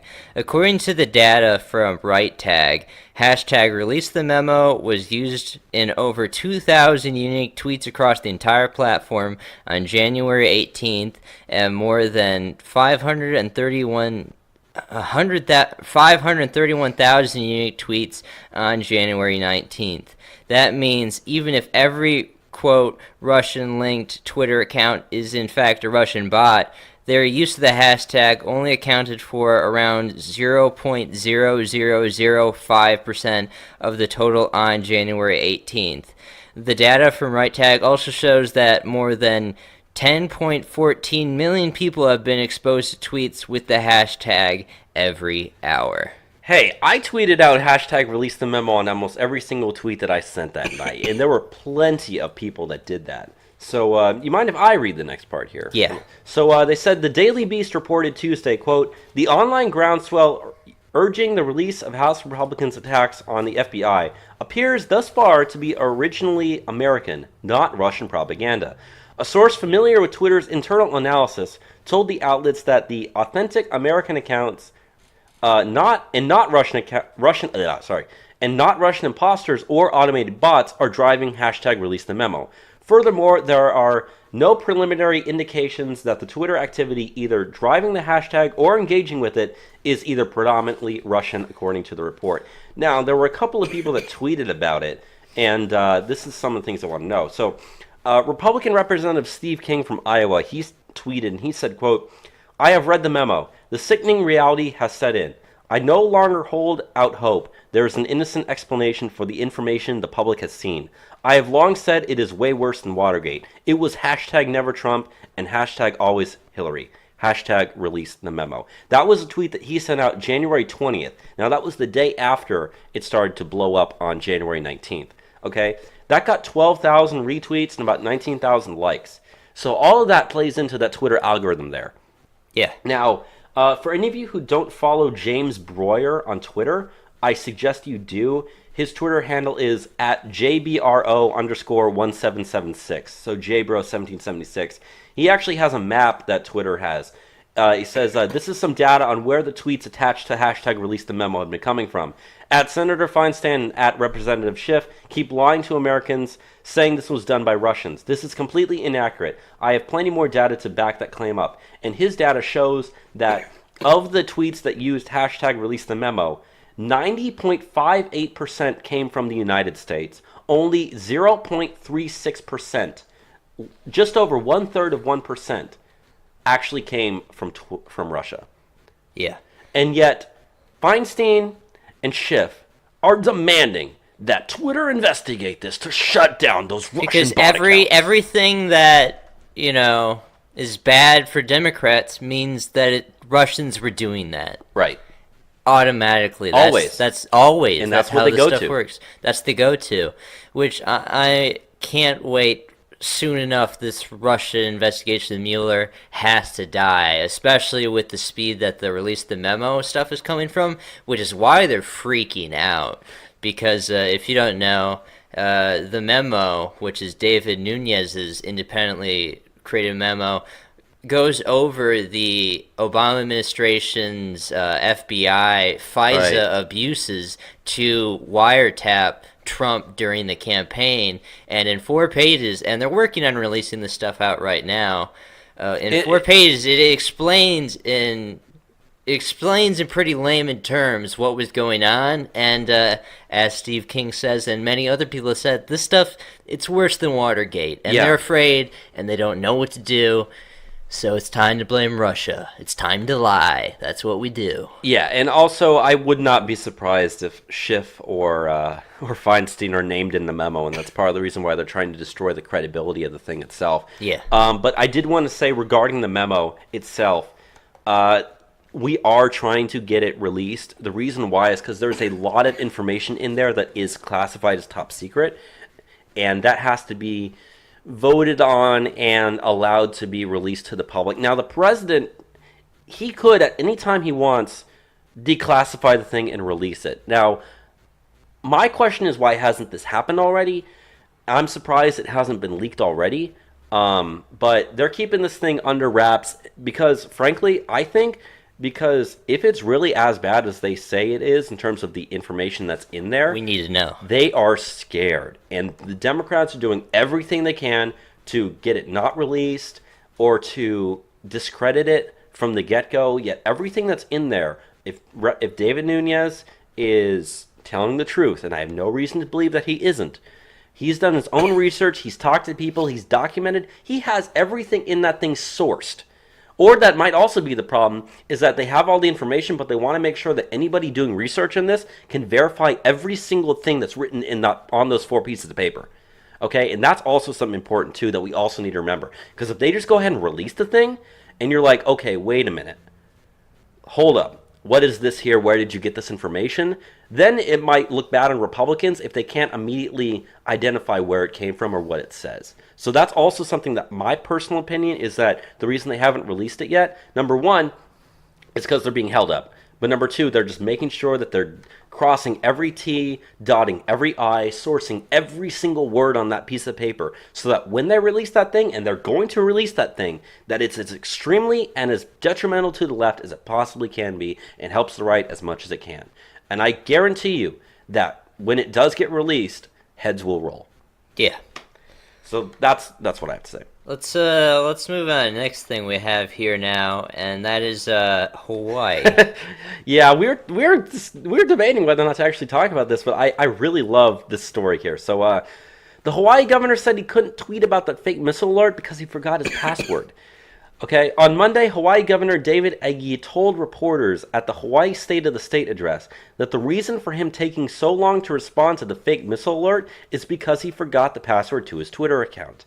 He said, quote, "I have to confess that I don't know my Twitter account logons and the passwords, so certainly that's one of the changes that I've made. I've been putting that on my phone so that we can access the social media directly." Look at that word choice that he uses.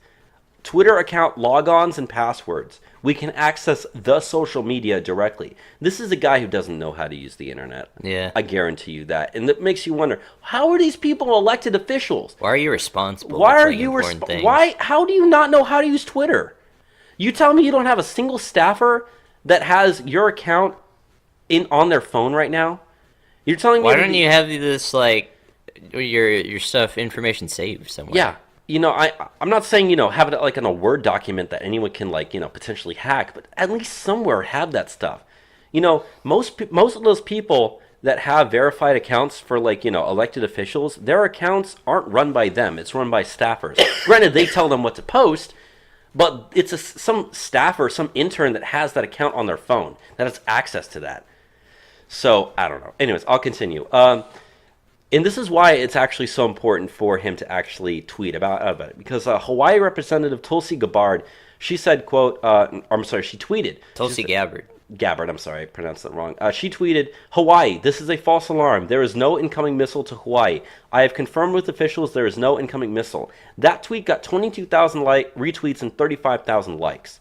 So, that reaches a hell of a lot of people. Because just because it's 22,000 retweets, that's probably, maybe multiply that by 5 times, that tells you how many people that reaches, okay? So it's very important that they actually use these Twitter accounts to release information like this. So I'm not saying people shouldn't be using Twitter at all. I'm saying they should be using it more. But anyways, Ajit Pai, who's the chairman of the FCC, he said the alert was, quote, "totally unacceptable and that an investigation is currently underway. As of now, it appears to be an accident." But we also have an update in the story as well. And that's that the employee who sent out the fake missile alert is refusing to cooperate with the investigation. According to officials close to it, the Hawaii employee who sent out the fake alert is refusing to cooperate with federal and state investigators. Spokesman Richard Raposa said the Hawaii Emergency Management Agency has encouraged all employees to cooperate with the investigations. He said that the worker who sent it has also refused to cooperate with the state agency's internal investigations. Head of the FCC Public Safety and Homeland Security Bureau, Lisa Fowlkes, however you pronounce that, she said the agency was disappointed in the refusal of cooperation by the individual, but she was pleased with the cooperation of leaders of the Hawaii Emergency Management Agency. Meanwhile, Hawaii Senator Brian Schatz told the committee that he was introducing legislation making it clear that the authority to issue missile alerts rests with the U.S. Department of Defense and Homeland Security, not with state and local governments. The name of the worker has not yet been released. So this is some really bad news, the fact that he's not cooperating with authorities right now. Or she, could be a she. Whoever it is. Now, here's the thing about Brian Schatz's bill that he wants to introduce. When it comes, and this was what people talked about when the original alert first went out, okay? You can have it go through all the necessary channels. You can have it get permission from the president. You can have it get permission from Homeland Security and the DOD. You can get all that permission. But what does it really come down to? It comes down to a single employee sitting at a computer and pressing a button, okay? So if you want to really make sure that that authority doesn't rest with that person, then what you need to do is completely redo your system so that when one person presses it, it doesn't immediately go out until 2 or 3 or 4 other people also press it at the same time. Because as of right now, this could happen again, okay? Like I said, at the end of that chain of events to get that thing released, it comes down to a single guy sitting in front of the computer pressing the button. If this thing was an accident, when the fake missile alert went out last week or 2 weeks ago or whenever it was, like we said, the guy was probably logging off the computer and accidentally clicked the button before he closed the tab or something. So he didn't even know, or she didn't even know. And that's what they're saying is the guy said he didn't even know until afterwards. So, yeah, that's all I have to say. Yeah, crazy stuff on that. Do you want to go now into the stuff in the Vermont high school? I do. This story is, A little crazy. It is a little crazy. I knew I had to talk about it. So, Montpelier High School in the state capital of Montpelier, Vermont, announced that they'll be flying a Black Lives Matter flag during February for Black History Month. Administrators caved to pressure from a student group called the Racial Justice Alliance. The group demanded that the school launch a program to discuss, quote, the need for racial justice, and students also praised the school for changing its curriculum and retraining teachers for what they call a social justice agenda. However, the group is demanding more be done, and yet the group said, we need to do more to raise our predominantly white community's collective consciousness to better recognize white privilege and implicit bias. Now, here's the thing. The term predominantly white that they use is a gross under-exaggeration, okay?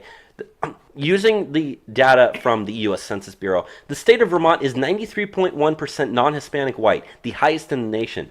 Blacks, on the other hand, compared to being 13% of the United States population, only make up 1.3% of Vermont's population. That's a factor of 10 times less by percentage. Yeah. Now, and the United States is what, 65%? 62% white. 62% non-Hispanic white. Non-Hispanic white. Now, the last thing I want to say is the city of Montpelier, Vermont, is within Washington County in Vermont. Washington County's demographics, 94.3% white, only 1% black. So not only do you have an extremely white state and extremely not black state, the county that city is in is even more white than the state is, and even less black than the state is. And yet that 1.3% or that 1% has all the power to make them have to fly the flag. Because they caved to the pressure. The racial radical political movement in the United States, they're flying a flag for. Why are you honoring any sort of political movement in a high school? Yeah. Isn't that a little, indoctrination? It is. And what they want to do with this quote-unquote social justice agenda, that's also indoctrination too. Okay, if I had a kid, I wouldn't want them to have to be taught about white privilege, bullshit. Yeah. It's all lies to make them feel guilty about being white. And it's one thing to talk about white privilege when 40% of your class is, minorities. It's another thing to talk about white privilege when 99% of your class is white.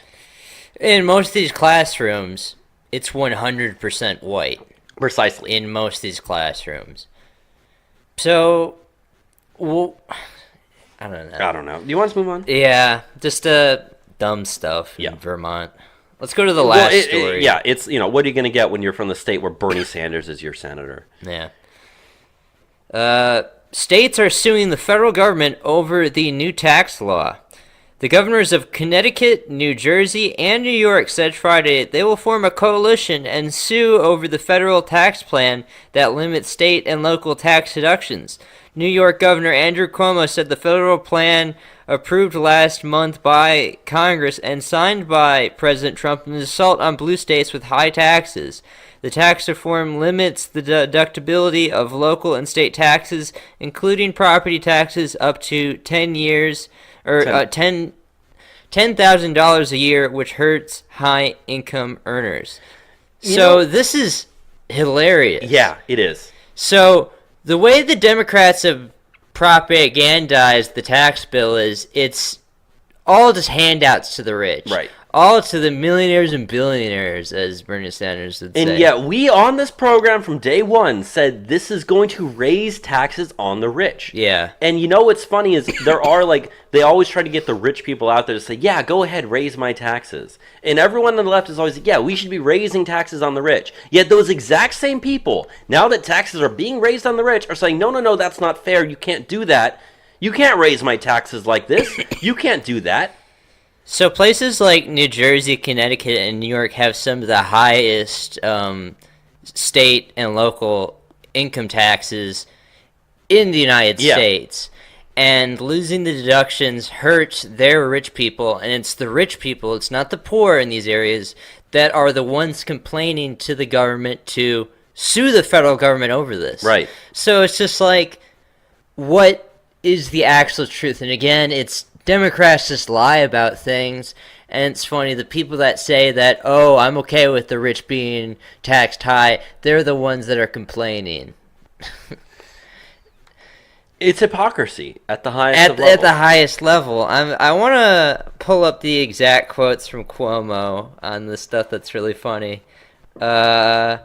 Quote, "There is a very strong argument that the bill is a fundamental violation of states' rights and repugnant to the very concept of federalism that forms the nation," Cuomo said in a conference call with Connecticut Governor Daniel Malawi and New Jersey Governor Phil Murphy. Cuomo contends the federal law is illegal. That's hilarious. It really is. These people are so stupid. They're such brazen liars. And yet they're elected officials. Mm-hmm. It just shows you how, out there some of these blue states are. It's really sad. Yeah.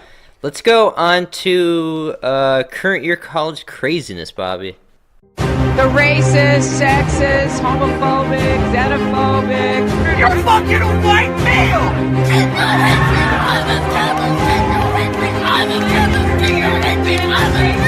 The assumption that women are naturally better caregivers is part of patriarchy.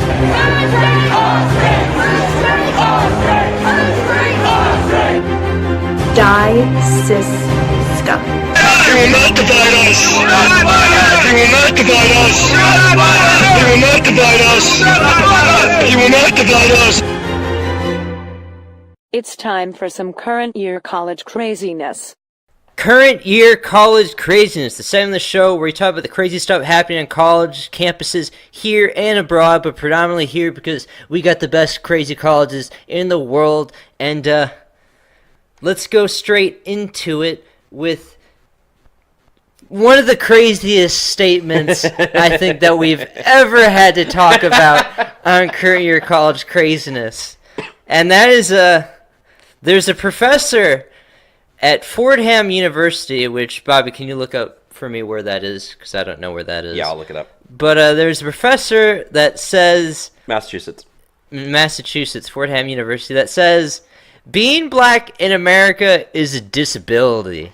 and she's a black professor. She's a Kimani Paul Emile, a black law professor at Fordham University, argues that African Americans should embrace... I'm sorry, I made a mistake. I'm sorry, I'm interrupting you. Fordham University is in New York, is in the Bronx. Oh, okay. That was my bad. I'm sorry. It's all good. Let me start over. Kimani Paul Emile, a black law professor at Fordham University, argues that African Americans should embrace the notion that being black in America is a disability as a new legal strategy towards enacting protections for the black community against unconscious bias, stereotyping, and structural inequality. Quote, "Rather than focusing on malicious intent, disability law accepts the impact of even neutral actions, policies, and programs, directly confronting the ways in which social structures, institutions, and norms can substantially limit a person's ability to perform a major life activity. It thus requires that even discrimination based on unacknowledged bias be addressed," she wrote in her article, forthcoming piece in Georgetown Law Review. With that, black people can claim blackness as disability, as a remedial legal effort to benefit the black community against what she contends is the limited opportunity African Americans face today due to unconscious bias, stereotyping, and structural inequality. And then I got one last paragraph. Quote, "Blackness in the U.S. has an independent disabling effect distinct from the effects of socioeconomic status," the law professor wrote. She lists many reasons for black people's perceived disabilities, including, quote, "facing increased likelihood relative to whites of living in poverty, attending failing schools, experiencing discrimination in housing, being denied a job interview, being stopped by the police, being killed during a routine police encounter, receiving inferior medical care, living in substandard conditions and in danger and/or polluted environments, being or underemployed, receiving longer prison sentences, and having a lower life expectancy." How in the world do any of those things account to a disability.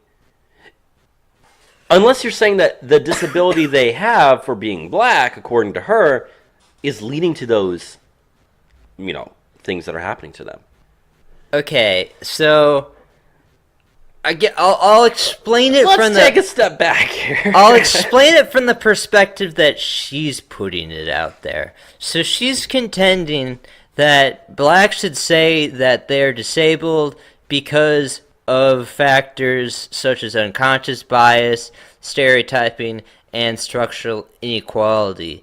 That they should have disability laws that protect them because even neutral actions, policies, programs that don't directly disadvantage them still can disadvantage them. So it's in their collective interest to say that they're disabled because they're black. It sounds to me like an excuse to get more government handouts, personally. Yeah, and more affirmative action and stuff of the sorts, which they receive a lot of that stuff already. And, it's funny, for all the advantages that they have in society in a institutional way, there are laws that benefit them over the majority, white people in the United States. Why aren't they able to elevate themselves not only to the level of whites but above whites? You'd think they would. In a structural institutional advantage, they have advantage over whites in a myriad of different ways. But they can't. So I don't know. Because if whites had all of the advantages that blacks have from the structural advantages literally in the law, favoring them over everybody else, you would see whites elevate to a level so much higher. Yeah. Why, with all the advantages that we give to blacks, aren't they some sort of elite in this country? I mean, she said it right there. You think about, let's talk about college admittances. So African Americans can score something 200 points lower on their SATs right around that than number. Whites and still get admitted to college. They have way more access to scholarships than whites do in this country. They have even more advantage than other minorities, such as Asians in colleges. They have much more ability to go to college if they choose so. And yet they are often, in most colleges, underrepresented. Why, with all this opportunity given to them, can't they elevate themselves? Beats me. I think it comes from a place of, and it comes to where, black is a disability. They just want to blame outside forces when they have the tools in front of them and advantages presented in front of them, and they just don't run with it. I don't know. But, Professor says being black in America is a disability. Ugh. Let's go on to the next one, which is not much better. Yeah, not much better. So this is about Oxford University over there in United Kingdom. In the United Kingdom, Oxford University is going to be giving female students extra time to take their exams. So Oxford University is raising the time limits for exams in a bid to increase the test scores of female students. So students taking math and computer science exams in the summer of 2017 were given an extra 15 minutes to complete their papers after faculty ruled that, quote, female candidates might be more likely to be adversely affected by time pressure. There was no change to the length or the difficulty of the questions. Before the change, the percentage of male students earning degrees was double that of female students. But by raising the time limits, they found it actually increased the rate for both genders, and the ratio stayed roughly the same. So it's not that they are giving males an hour and females 75 minutes. They're giving everybody an extra 15 minutes to try to improve those female rates of earning degrees. Instead, it just made the males more likely to also earn degrees as well, so that ratio stayed pretty much the same. I think that's pretty funny, personally. It's a weird way to try and address the problem when really shouldn't colleges just be setting standards, and if you can't meet them, you can't meet them? Mm-hmm. Why would the college seek to increase people getting degrees, like, by giving more time? I don't know. It's just confusing. It like flies in the face of having like academic standards. Like, it just lowers like them. Well, what I find personally funny is the fact that they thought that by just increasing the time would just only help out the female students, but instead it helped out the male students at the exact same rate that it helped out the female students. What I want is, like, do you have any sort of empirical evidence that female candidates might be more likely to be adversely affected by time pressure? How would anyone even study that? I have no idea. The only way I doubt that they have anything on it, but I would love to know. No, what they just did is they looked at their graduation, or not really necessarily graduation rates, but their rate of earning degrees is what they're going off of, so we'll go off of that. They're just looking at that and they realize, wait a minute, males are doing this at like twice the rates of females. How do we fix this? They're like, what's something that we can do? What is something that we can do that might fix this problem? Oh, let's give them an extra 15 minutes on their exams. That might do it. Oh, but we have to justify it. Well, say that females are more likely to, be adversely affected by the time pressure than male students are. Instead, male students realize, hey, I have an extra 15 minutes. I can go back and look at those questions. Wait a minute. I went back and I realized I did this one wrong. I fix it. I just got a higher grade. The female students are doing the exact same thing. It's not helping anybody more than it's helping anybody else. It's helping everybody at the same time. If anything, I'd say it's, if you're one of those students that's really, really, really good, it doesn't matter if you have an extra 15 minutes in your exam. You're going to do well regardless. If anything, it helps the students that are lower down that might need an extra 15 minutes to fix it, or to finish the exam, or to go back and recheck their questions. That's who it might help. Problem is, if those people also start earning degrees too, that doesn't necessarily mean that it's male or female issue. What that means is you're just wanting more people to earn degrees. Hell, if we want more people to earn degrees, how about we just get people an unlimited amount of time to take the exam? Why take grades? Why take grades? Why don't, if you're going to have exams, how about we just let everything be open book no matter what? Yeah. Open book, open note. You can talk to your friends too. What's the point? What's the point? If you're trying to raise your, graduation, I'm sorry, I keep saying graduation rates. If you're trying to raise your rates of earning degrees, then you're definitely going at it the wrong way. Yeah. Let's go on now to the University of Connecticut. Ben Shapiro gave a little speech there. Ben Shapiro. A little speech. So, the University of Connecticut is now going to be, has. I was going to say has. I wrote this, and then it happened, so just, University of Connecticut offering counseling to students after the Ben Shapiro speech. So, ahead of Wednesday night's speech, and keep in mind this was last Wednesday, the one that just finished. So, ahead of Wednesday night's speech by conservative Jewish commentator Ben Shapiro, the University of Connecticut told students that might have been triggered by the speech to seek the campus's counseling services. In a letter sent to students, the Associate Vice President and Chief Diversity Officer of University of Connecticut, Joelle Murchison, stated, quote, "We understand that even the thought of an individual coming to campus with the views that Mr. Shapiro expresses can be concerning and even hurtful, and that's why we want to make sure and that's why we want to make you aware as soon as we were informed. In the meantime, please utilize the many campus resources available to you should you want to talk through your feelings about this issue, including my office, the cultural centers, the Dean of Students office, and counseling and mental health services if necessary." However, despite the increased security, Ben Shapiro gave his speech in front of a very packed and excited crowd. The University of Connecticut College Democrats even held a counter event on campus, calling it, quote, "Ben Shapiro is not as insightful as he thinks he is." I don't think the college Democrats are either, though. No, they're definitely not. I mean, I don't really like Ben Shapiro myself, but you don't got to get triggered enough that you have to go seek counseling. I'm not a huge fan of Ben Shapiro either, but it's just like, he literally is one of the most moderate voices in Republicanism. Yeah. I mean, like I said, I don't particularly like him. I think he's all right. I think he brings up some good points sometimes. I don't personally agree with some of the things he says a lot. And he's not that edgy. No, he's at not. All. He's not like even the Milo Yiannopoulos type isn't that bad. No. But he's like nowhere near even like Milo Yiannopoulos here. Granted, the most edgy thing he says is like transgenderism is a mental disorder. Oh no, I need counseling. Oh no, get the counseling. Get the counseling. Where's the chief diversity officer to help me? It's like. Now, I mean, hey. I don't like to use the term like snowflake, but like, is there any more term that's really more apt? I think it's a perfect description for these people here. Yeah. Because, I mean.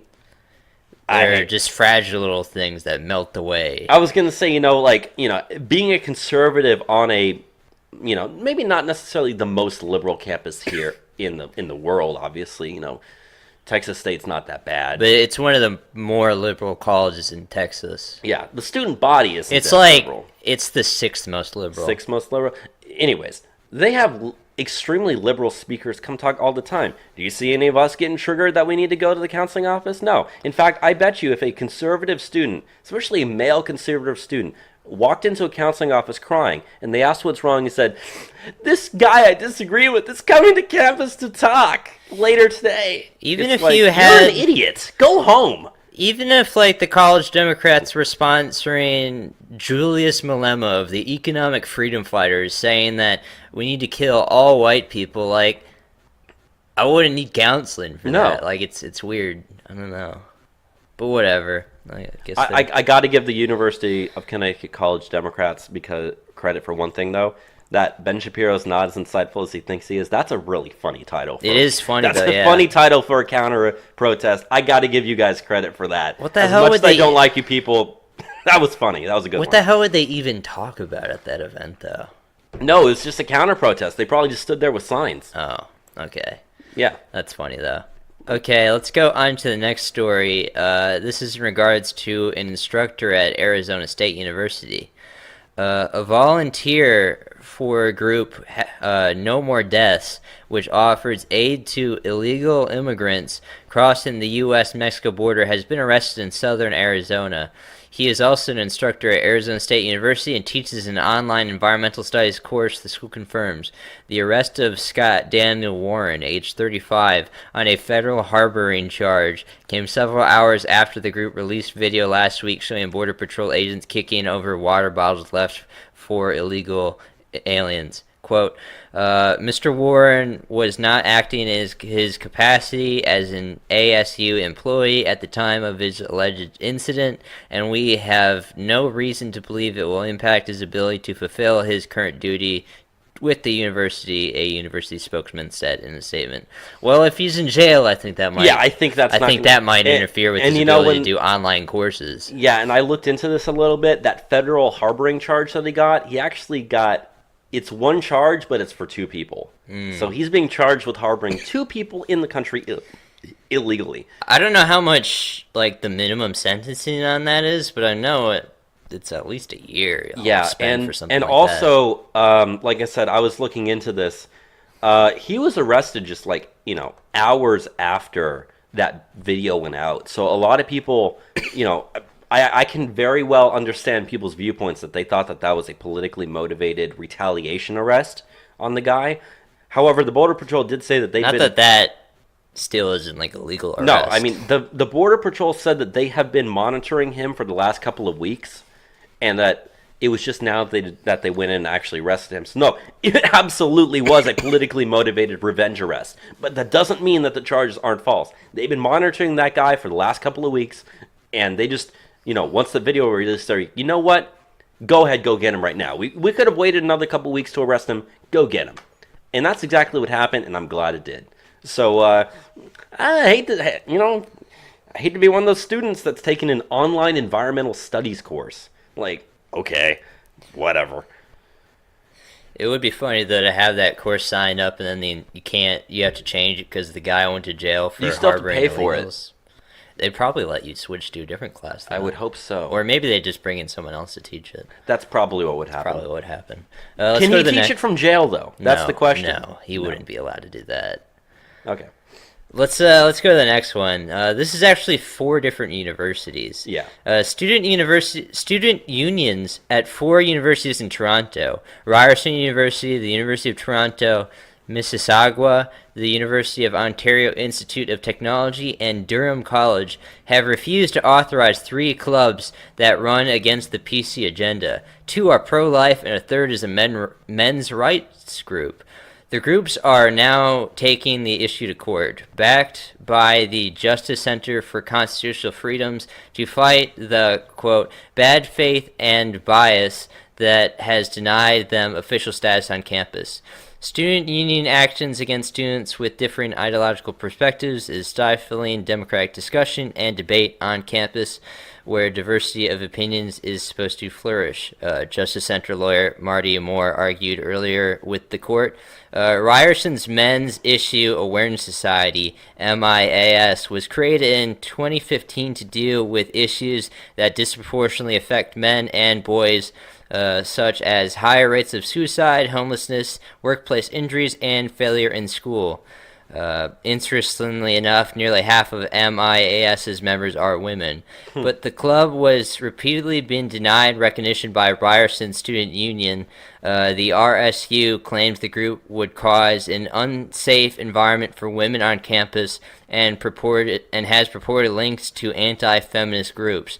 They were told it was an RSU requirement to acknowledge the systemic privilege that men have.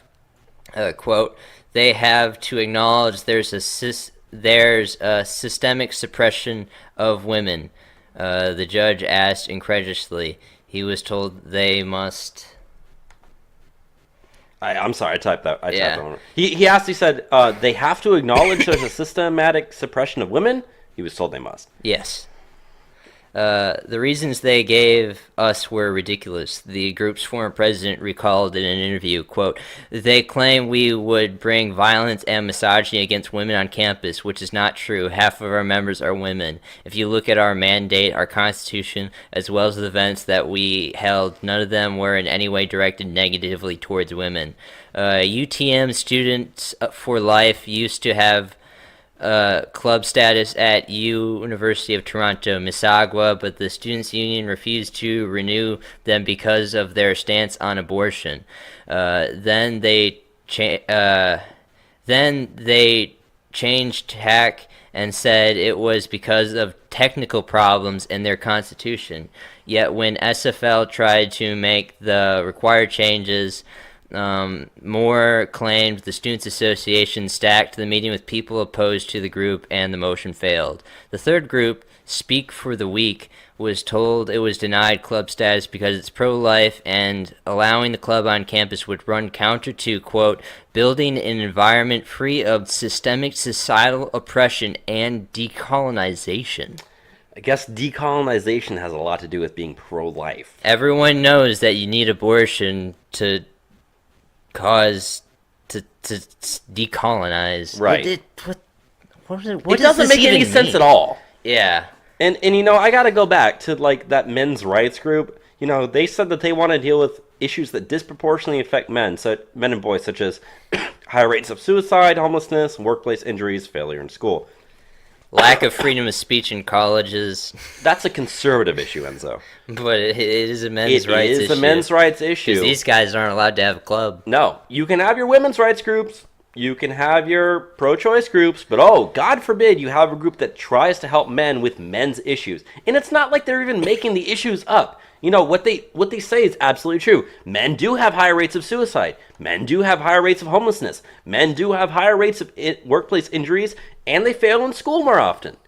Okay? But they have to acknowledge there's a systemic suppression of women, Bobby. Not of men. Not of men. Even though the courts are the ones that are striking them down. Yeah, I know. It's like, God, I hate Canada so much. I really do. Yeah, I wouldn't want to live there. Let's go to the last one. Yeah, this one was yours. Yeah, just let me pull it up.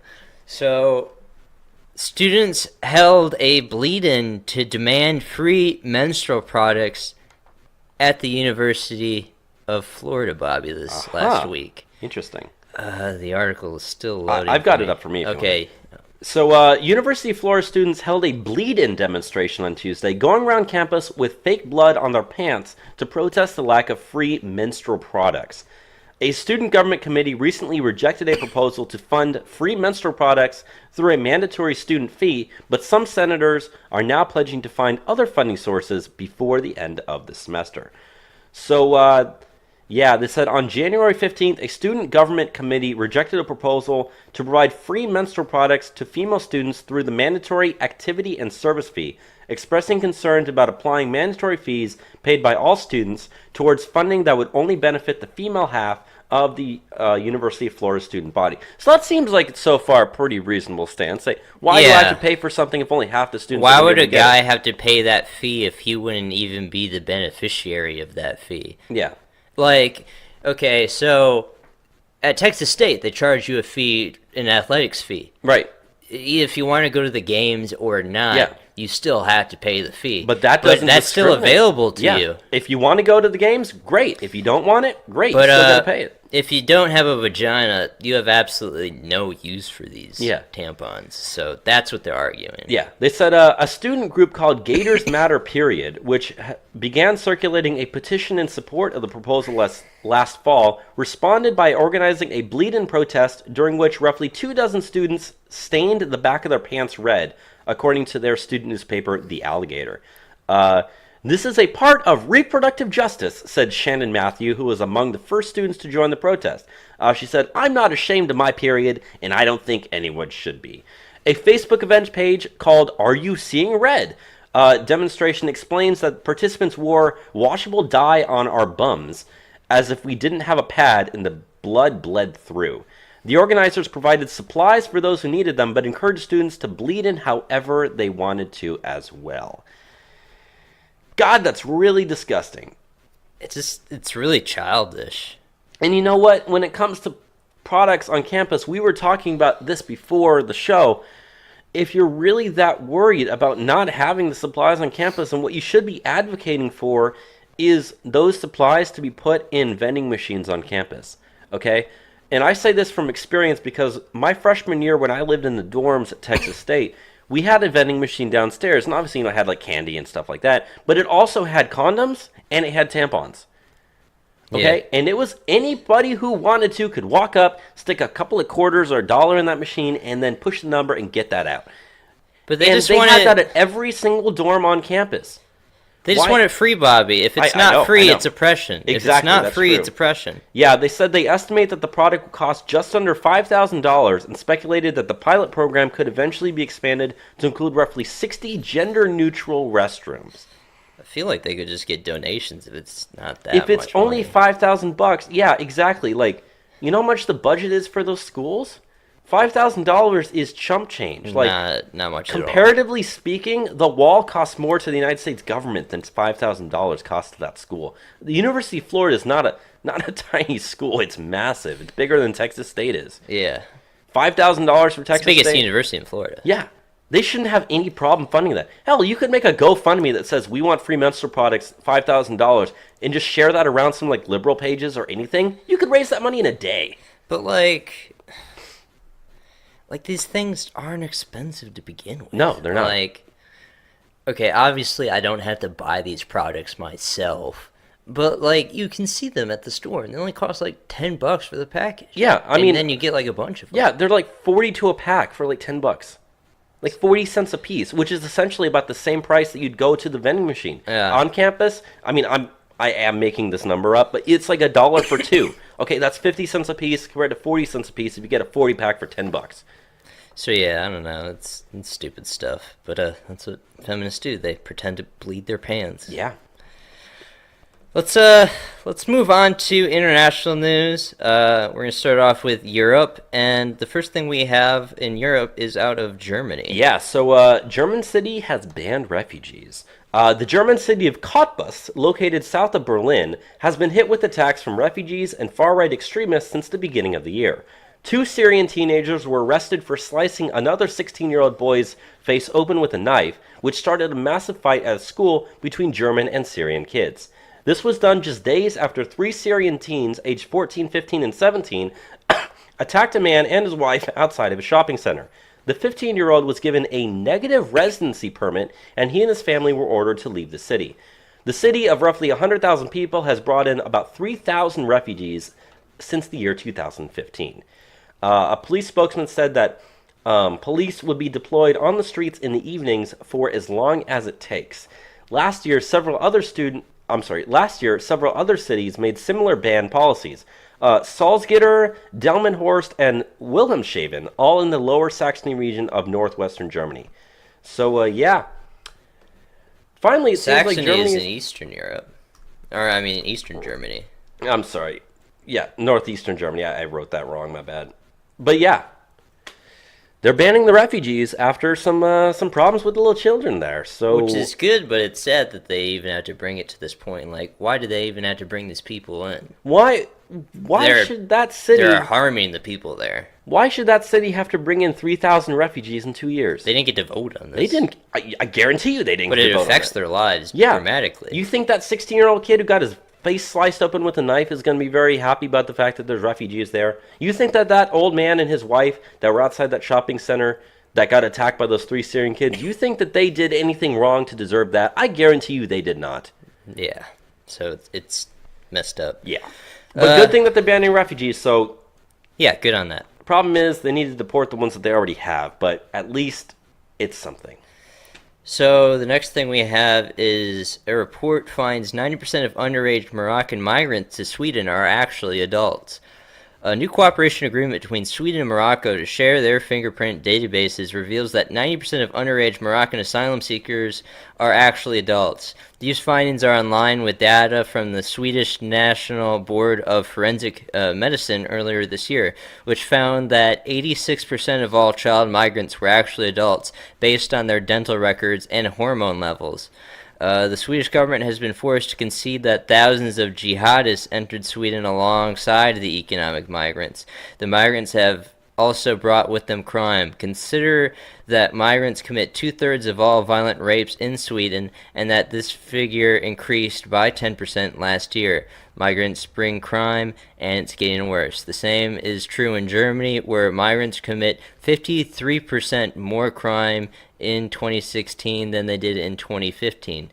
The economic picture is little better. Sweden spends nearly 20% of its national budget on migrants, including education, policing, and healthcare. In Austria, studies have shown that upwards to 90% of all migrants collect government welfare, to the exclusion of working. Migrants won't pay for Europe's welfare state. They'll destroy it. It's time they realize this.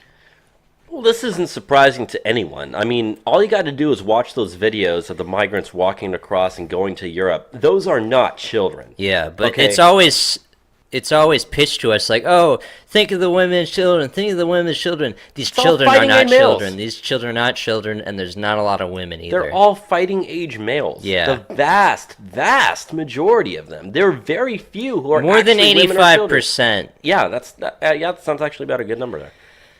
And as we said, they almost exclusively are on welfare. They don't work. They commit a lot more crime than the native population. They commit a lot of rapes. And it's bad stuff. They're destroying Europe. They are. And it doesn't look like it's going to stop anytime soon. Yeah, unfortunately not. Let's go on to some stuff in London. Yeah, not much better for the news here. So London knife attacks are up 40%. We got some data from 2017 that shows that knife attacks in London were up 38% last year, as the problem only keeps getting worse.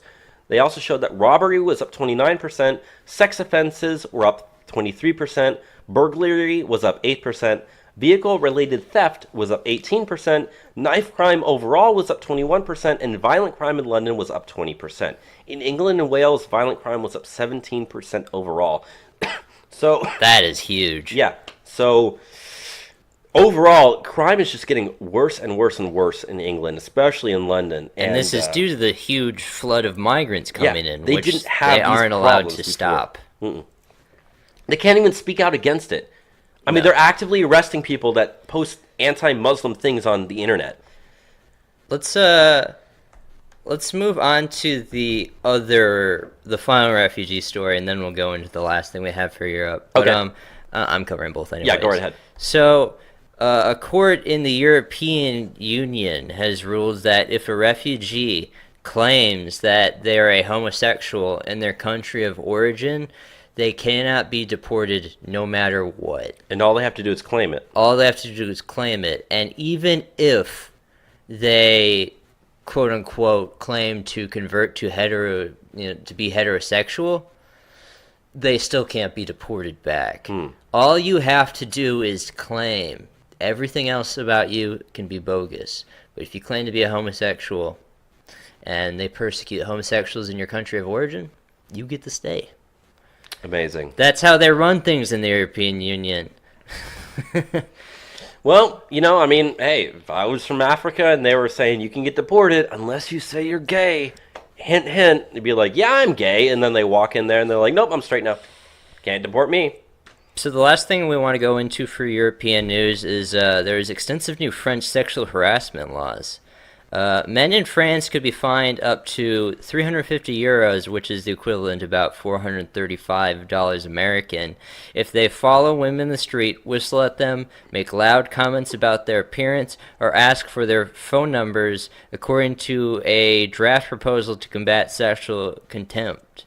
The plans come from a parliamentary working group set up by France's Secretary of State for Equality, Marlene Schiappa.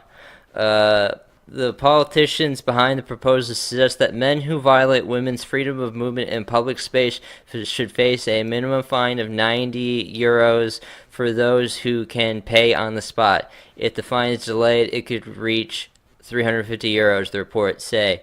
While the campaign against sexual harassment continues to gather pace across the globe, numerous French celebrities have railed against the hashtag MeToo movement. Catherine Deneuve, Brigitte Bardot, and Laetitia Costa are among those who do not consider themselves to be feminists and say that flirting with a woman is not an offense. I can understand a little bit.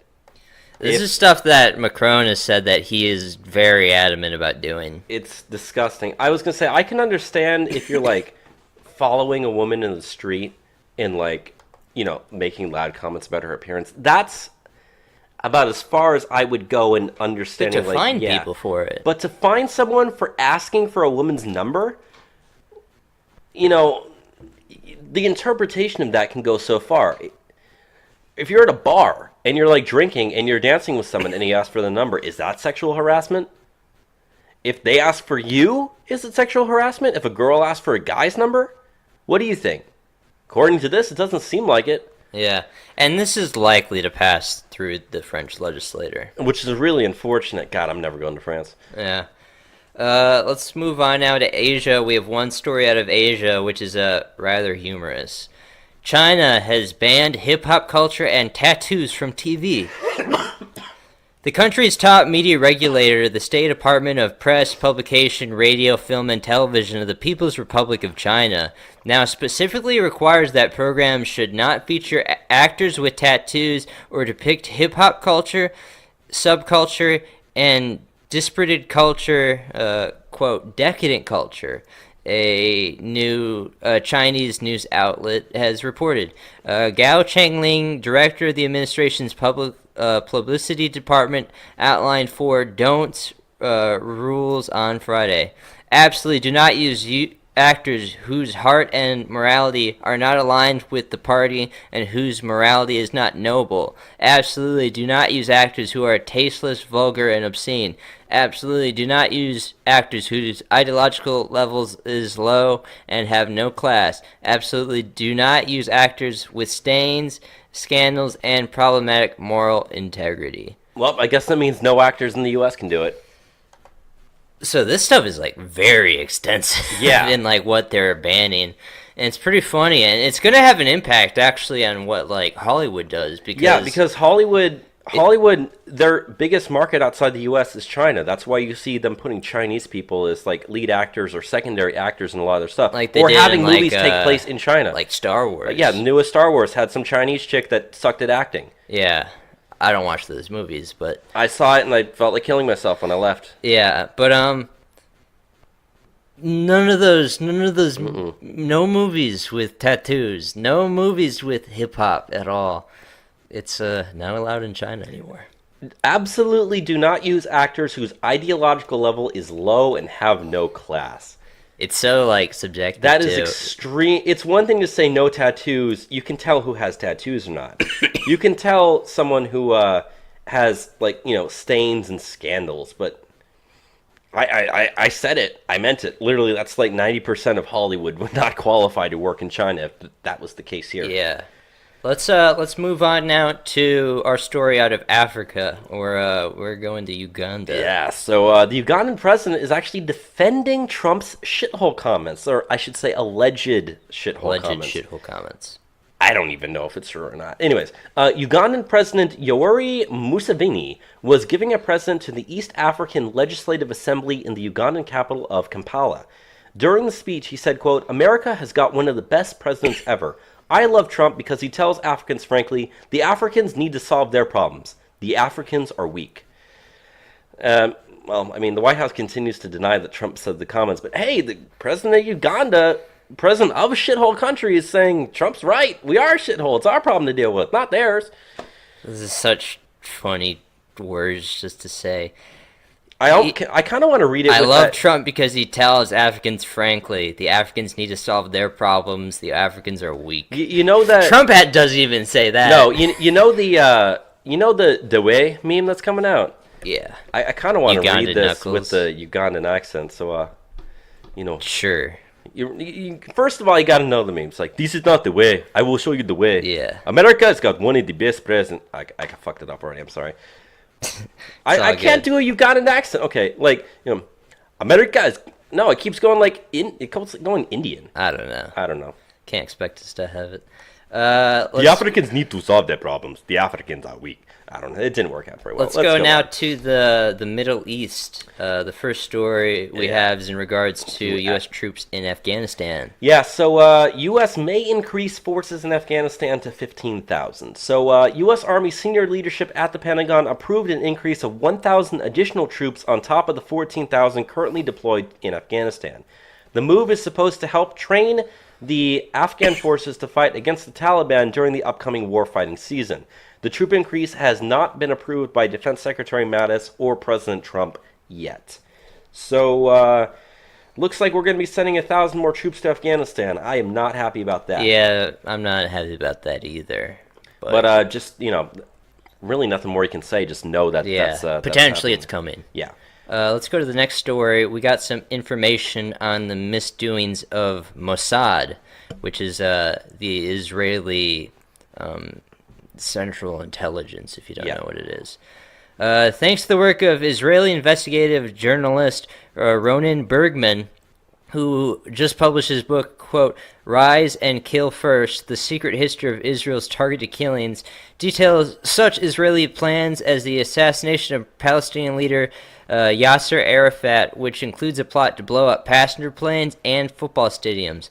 An excerpt from the book published in the New York Times detailed how the former Israeli Prime Minister Ariel Sharon was defense minister. He ordered the Israeli armor to shoot down a passenger plane carrying hundreds of innocent people that Arafat was thought to be on. Although the plan was eventually called off, it was allegedly one of a list of plans to assassinate the Palestinian leader. There was also plain old mass murder. Another plan was to take out all of the Palestine Liberation Organization's leadership by setting up bombs inside a Beirut stadium where the group were planning to celebrate the anniversary of their first operation against Israel. According to the book, the Israelis also set up cars rigged with explosives outside the stadium, set to detonate minutes after the first explosion to target survivors as they were trying to escape. The operation was canceled at the last minute after a group of officers and the defense minister demanded it be called off. Quote, "You can't just kill a whole stadium," an officer remembered telling the Prime Minister Megaman Begin. "The whole world will be after us." In 1982, Prime Minister Ariel Sharon created a special task force named Saltfish to take out the PLO leader. He appointed special operations experts experts Mir Dagan, who later became the head of Mossad, and Rafi Eitan, who is the advisor to the Defense Ministry on counterterrorism matters. The group even debated killing Israeli journalists who were going to interview Arafat in Lebanon in 1982, with the consensus being that, yes, it was worth carrying out such an operation. However, these plans were called off as well. It wasn't just Arafat. Poison toothpaste that takes a month to end its target's life, armed drones, exploding cell phones, spare tires with remote control bombs, assassinating enemy scientists, and discovering the secret lovers of Islamic holy men. These were the techniques Israel used to carry out at least 2,700 assassination operations in its 70 years of existence. While many failed, they add up to far more than any other Western country, the book says. He also claims that President George W. Bush adopted many Israeli tactics after the 9/11 terrorist attacks, and that President Barack Obama launched several hundred targeted killings. Ooh, so that's not good. No, and it's one of the reasons why, like on the show, we aren't big fans of the Israel. Because Mossad, it's just state-sponsored terrorism. Mm-hmm. How can we condemn terrorists for... How can you condemn Iran for being state-sponsored terrorism when Israel conducts more assassinations than any other Western country? And given the money that we give to Israel every year... $5 billion a year. $5 billion a year, we are sponsoring terrorism ourselves. We're sponsoring the state sponsors of the terrorism. We're funding the people who... So you get all these conservatives like, we need to support Israel. They're the only democracy in the Middle East. They're also a state sponsor of terrorism. Mm-hmm. And they have done it a lot. It's demonstrable. How can you defend these people? So I'm not a fan of Israel, and I'm definitely not a fan of what the Mossad has been up to. Nope. So I guess we can move to the next story, though. Yes. So there has been a bombing in Kabul, Afghanistan. An ambulance packed with explosives detonated in Afghanistan's capital of Kabul on Saturday, killing 95 people and injuring over 150 more. According to police, the attackers used the ambulance to get past a security checkpoint before detonating at the next checkpoint. Many of the wounded taken to local hospitals are in critical condition, so that death toll may continue to rise. They said 4 suspects have been arrested in connection with the bombing. Zabihullah Mujahid, a Taliban spokesman, claimed responsibility for the bombing. It was the second successful Taliban attack in a week on various high-security targets in the city. Last Saturday, 6 Taliban militants attacked the Intercontinental Hotel, leaving 22 people dead, including 14 foreigners. The White House released a statement saying, quote, "The Taliban's cruelty will not prevail. The United States is committed to a secure Afghanistan that is free from terrorists who would target Americans, our allies, and anyone who does not share their wicked ideology. Now, all countries should take decisive action against the Taliban and the terrorist infrastructure that supports them." So, hey, we're sending 1,000 more troops to help prevent this stuff. There you go. Yeah, very, very bad incident out there. The last thing that we have for the Middle East is the U.S. promises Turkey to stop arming the Kurds. The U.S. told Ankara it will not deliver any more weapons to the Syrian Kurdish YPG fighters, Turkish media report. The news comes as the Turkish Operation Olive Branch in northern Syria has entered its 8th day. Turkish presidential spokesman Ibrahim Kalin and U.S. National Secretary Advisor H.R. McMaster held a phone call on Friday evening. Andula news agency said McMaster confirms that Washington would no longer provide weapons to fighters of the Kurdish People's Protections Unit and the Democratic Union Party. The U.S. and Turkey have long argued over the status and future of Syria's Kurds, and Ankara has repeatedly slammed Washington for delivering military supplies to Kurds in Syria. According to a Hurriyet Daily News report from December 2017, President Trump approved arming the Syrian Kurds including with anti-tank, anti-aircraft, and mortar weapons. Due to be delivered in 2018, the U.S. authorities didn't comment on the report. So, we reported last week Operation Olive Branch into Afrin, Syria, and northern Syria, which is held by the Kurds. It's still ongoing. For the most part, the Kurds have been able to hold off the Turkish offensive. It's funny, it's called Operation Olive Branch, which, olive branches are a symbol of peace, but actually in their culture, olive branches are used to beat people with. So, Turkey is just invading Syria to attack these Kurds, and I don't really like Turkey whatsoever. I mean, I'm not a huge fan of giving either of these people weapons. Yeah. But I don't want the fighting to continue. It's not good for the region. No, definitely not. The last thing we need is for us to get involved either. I mean, I guess it's good that by arming the Kurds, we're not getting involved. But at the same time, we tend to be more on the side of the Kurds. I don't know, dude. Yeah, it's a messy situation out there. Yeah. Let's go to North America and South America, where we have our final two stories. Right. So the first story we have is out of Mexico. So Mexico has seen a record number of homicides in 2017. Mexico saw 25,339 homicide cases open in 2017, which is up 25% from 2016 and up 40% from 2013. It was the highest total on record dating back to 1997 when they started keeping track. They said the violence will actually be a major issue in this July's Mexican presidential election, where President Enrique Peña and his Industrial Revolution Party face tough competition. So, as we have said on this show multiple times, dating back to when we did the 2017 Global Conflicts Report, okay, Mexico ranks 4th in the world in deaths due to war. First is Syria, Iraq, Afghanistan, 4th is Mexico, and 5th is Somalia. Mexico is the 4th most dangerous place in the world in terms of, war fighting that's going on. People want to keep our border open all this fighting to spill over here. But they say we need to keep bringing unlimited amounts of these people here. No, Mexico's a shithole country. They've got tons of violence and death going on out there. And we don't need to bring those people here. I don't want that stuff coming here. And it does come here. Because they commit crimes at higher rates than our native-born citizens that are from here. Yeah, you can just cite the recent study out of Arizona where it shows that they commit crimes at a rate of 153% the native population. Right. Liberals always like to argue, they commit less crime. It's not true whatsoever.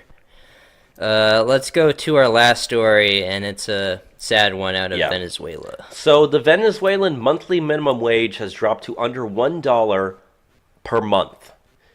According to the website Dollar Today, which tracks the real value of the Venezuelan bolivar against the US dollar, the basic minimum wage of 248,000 bolivars is now worth just 95 cents, equivalent to a shocking 0.59 cents or $0 and 0.0059 cents an hour. Near the beginning of January, Venezuelan President Maduro announced good news regarding the protection and stability of the workers by raising the minimum wage by 40% to approximately $2 per month, while decrying an economic war led by the United States. The country has already defaulted on nearly $200 billion worth of debt, mainly owed to China and Russia. And here's the shocking statistic. The International Monetary Fund, or IMF, estimates that the Venezuelan inflation rate, which is the largest in the world, will reach 13,000% in 2018. So yeah, it's an entirely failed state. It's only held together through state violence, It's pretty much a dictatorship under Maduro at this point. And it's funny because I've met a lot of leftists, communists. Yeah. In my time that point to Venezuela as a model for socialist states to follow, and it's completely collapsed, and a lot of people are gonna die. A lot of people already have died, and it's extremely bad. Yeah, and if that inflation rate hits 13,000%, that just means it's only gonna get worse. Yeah. So with that said, it's been a pretty long show, Bobby, but we got through everything. I think we covered everything pretty well. I think we did. So I think what we need to do before we leave is just, going forward, looking ahead. If you're able to listen to this episode before Tuesday night, make sure to tune in to the President's State of the Union address. Yes. That's Tuesday night on the 30th. Other than that, I don't. Next week, however, we're also normally, we've been saying we like to start around 2 or 3. Next week we're going to be starting early because it is Super Bowl Sunday, and as much as we like to, talk about the NFL process and stuff, I'm not going to miss that. So we'll be watching that. So we will be starting early so that we'll be done with plenty of time to spare before that game starts. So yeah. With that said, we don't have anything else. Thank you for listening to another episode of Trump Public Radio, and have a good one. Goodbye, everybody. Goodbye.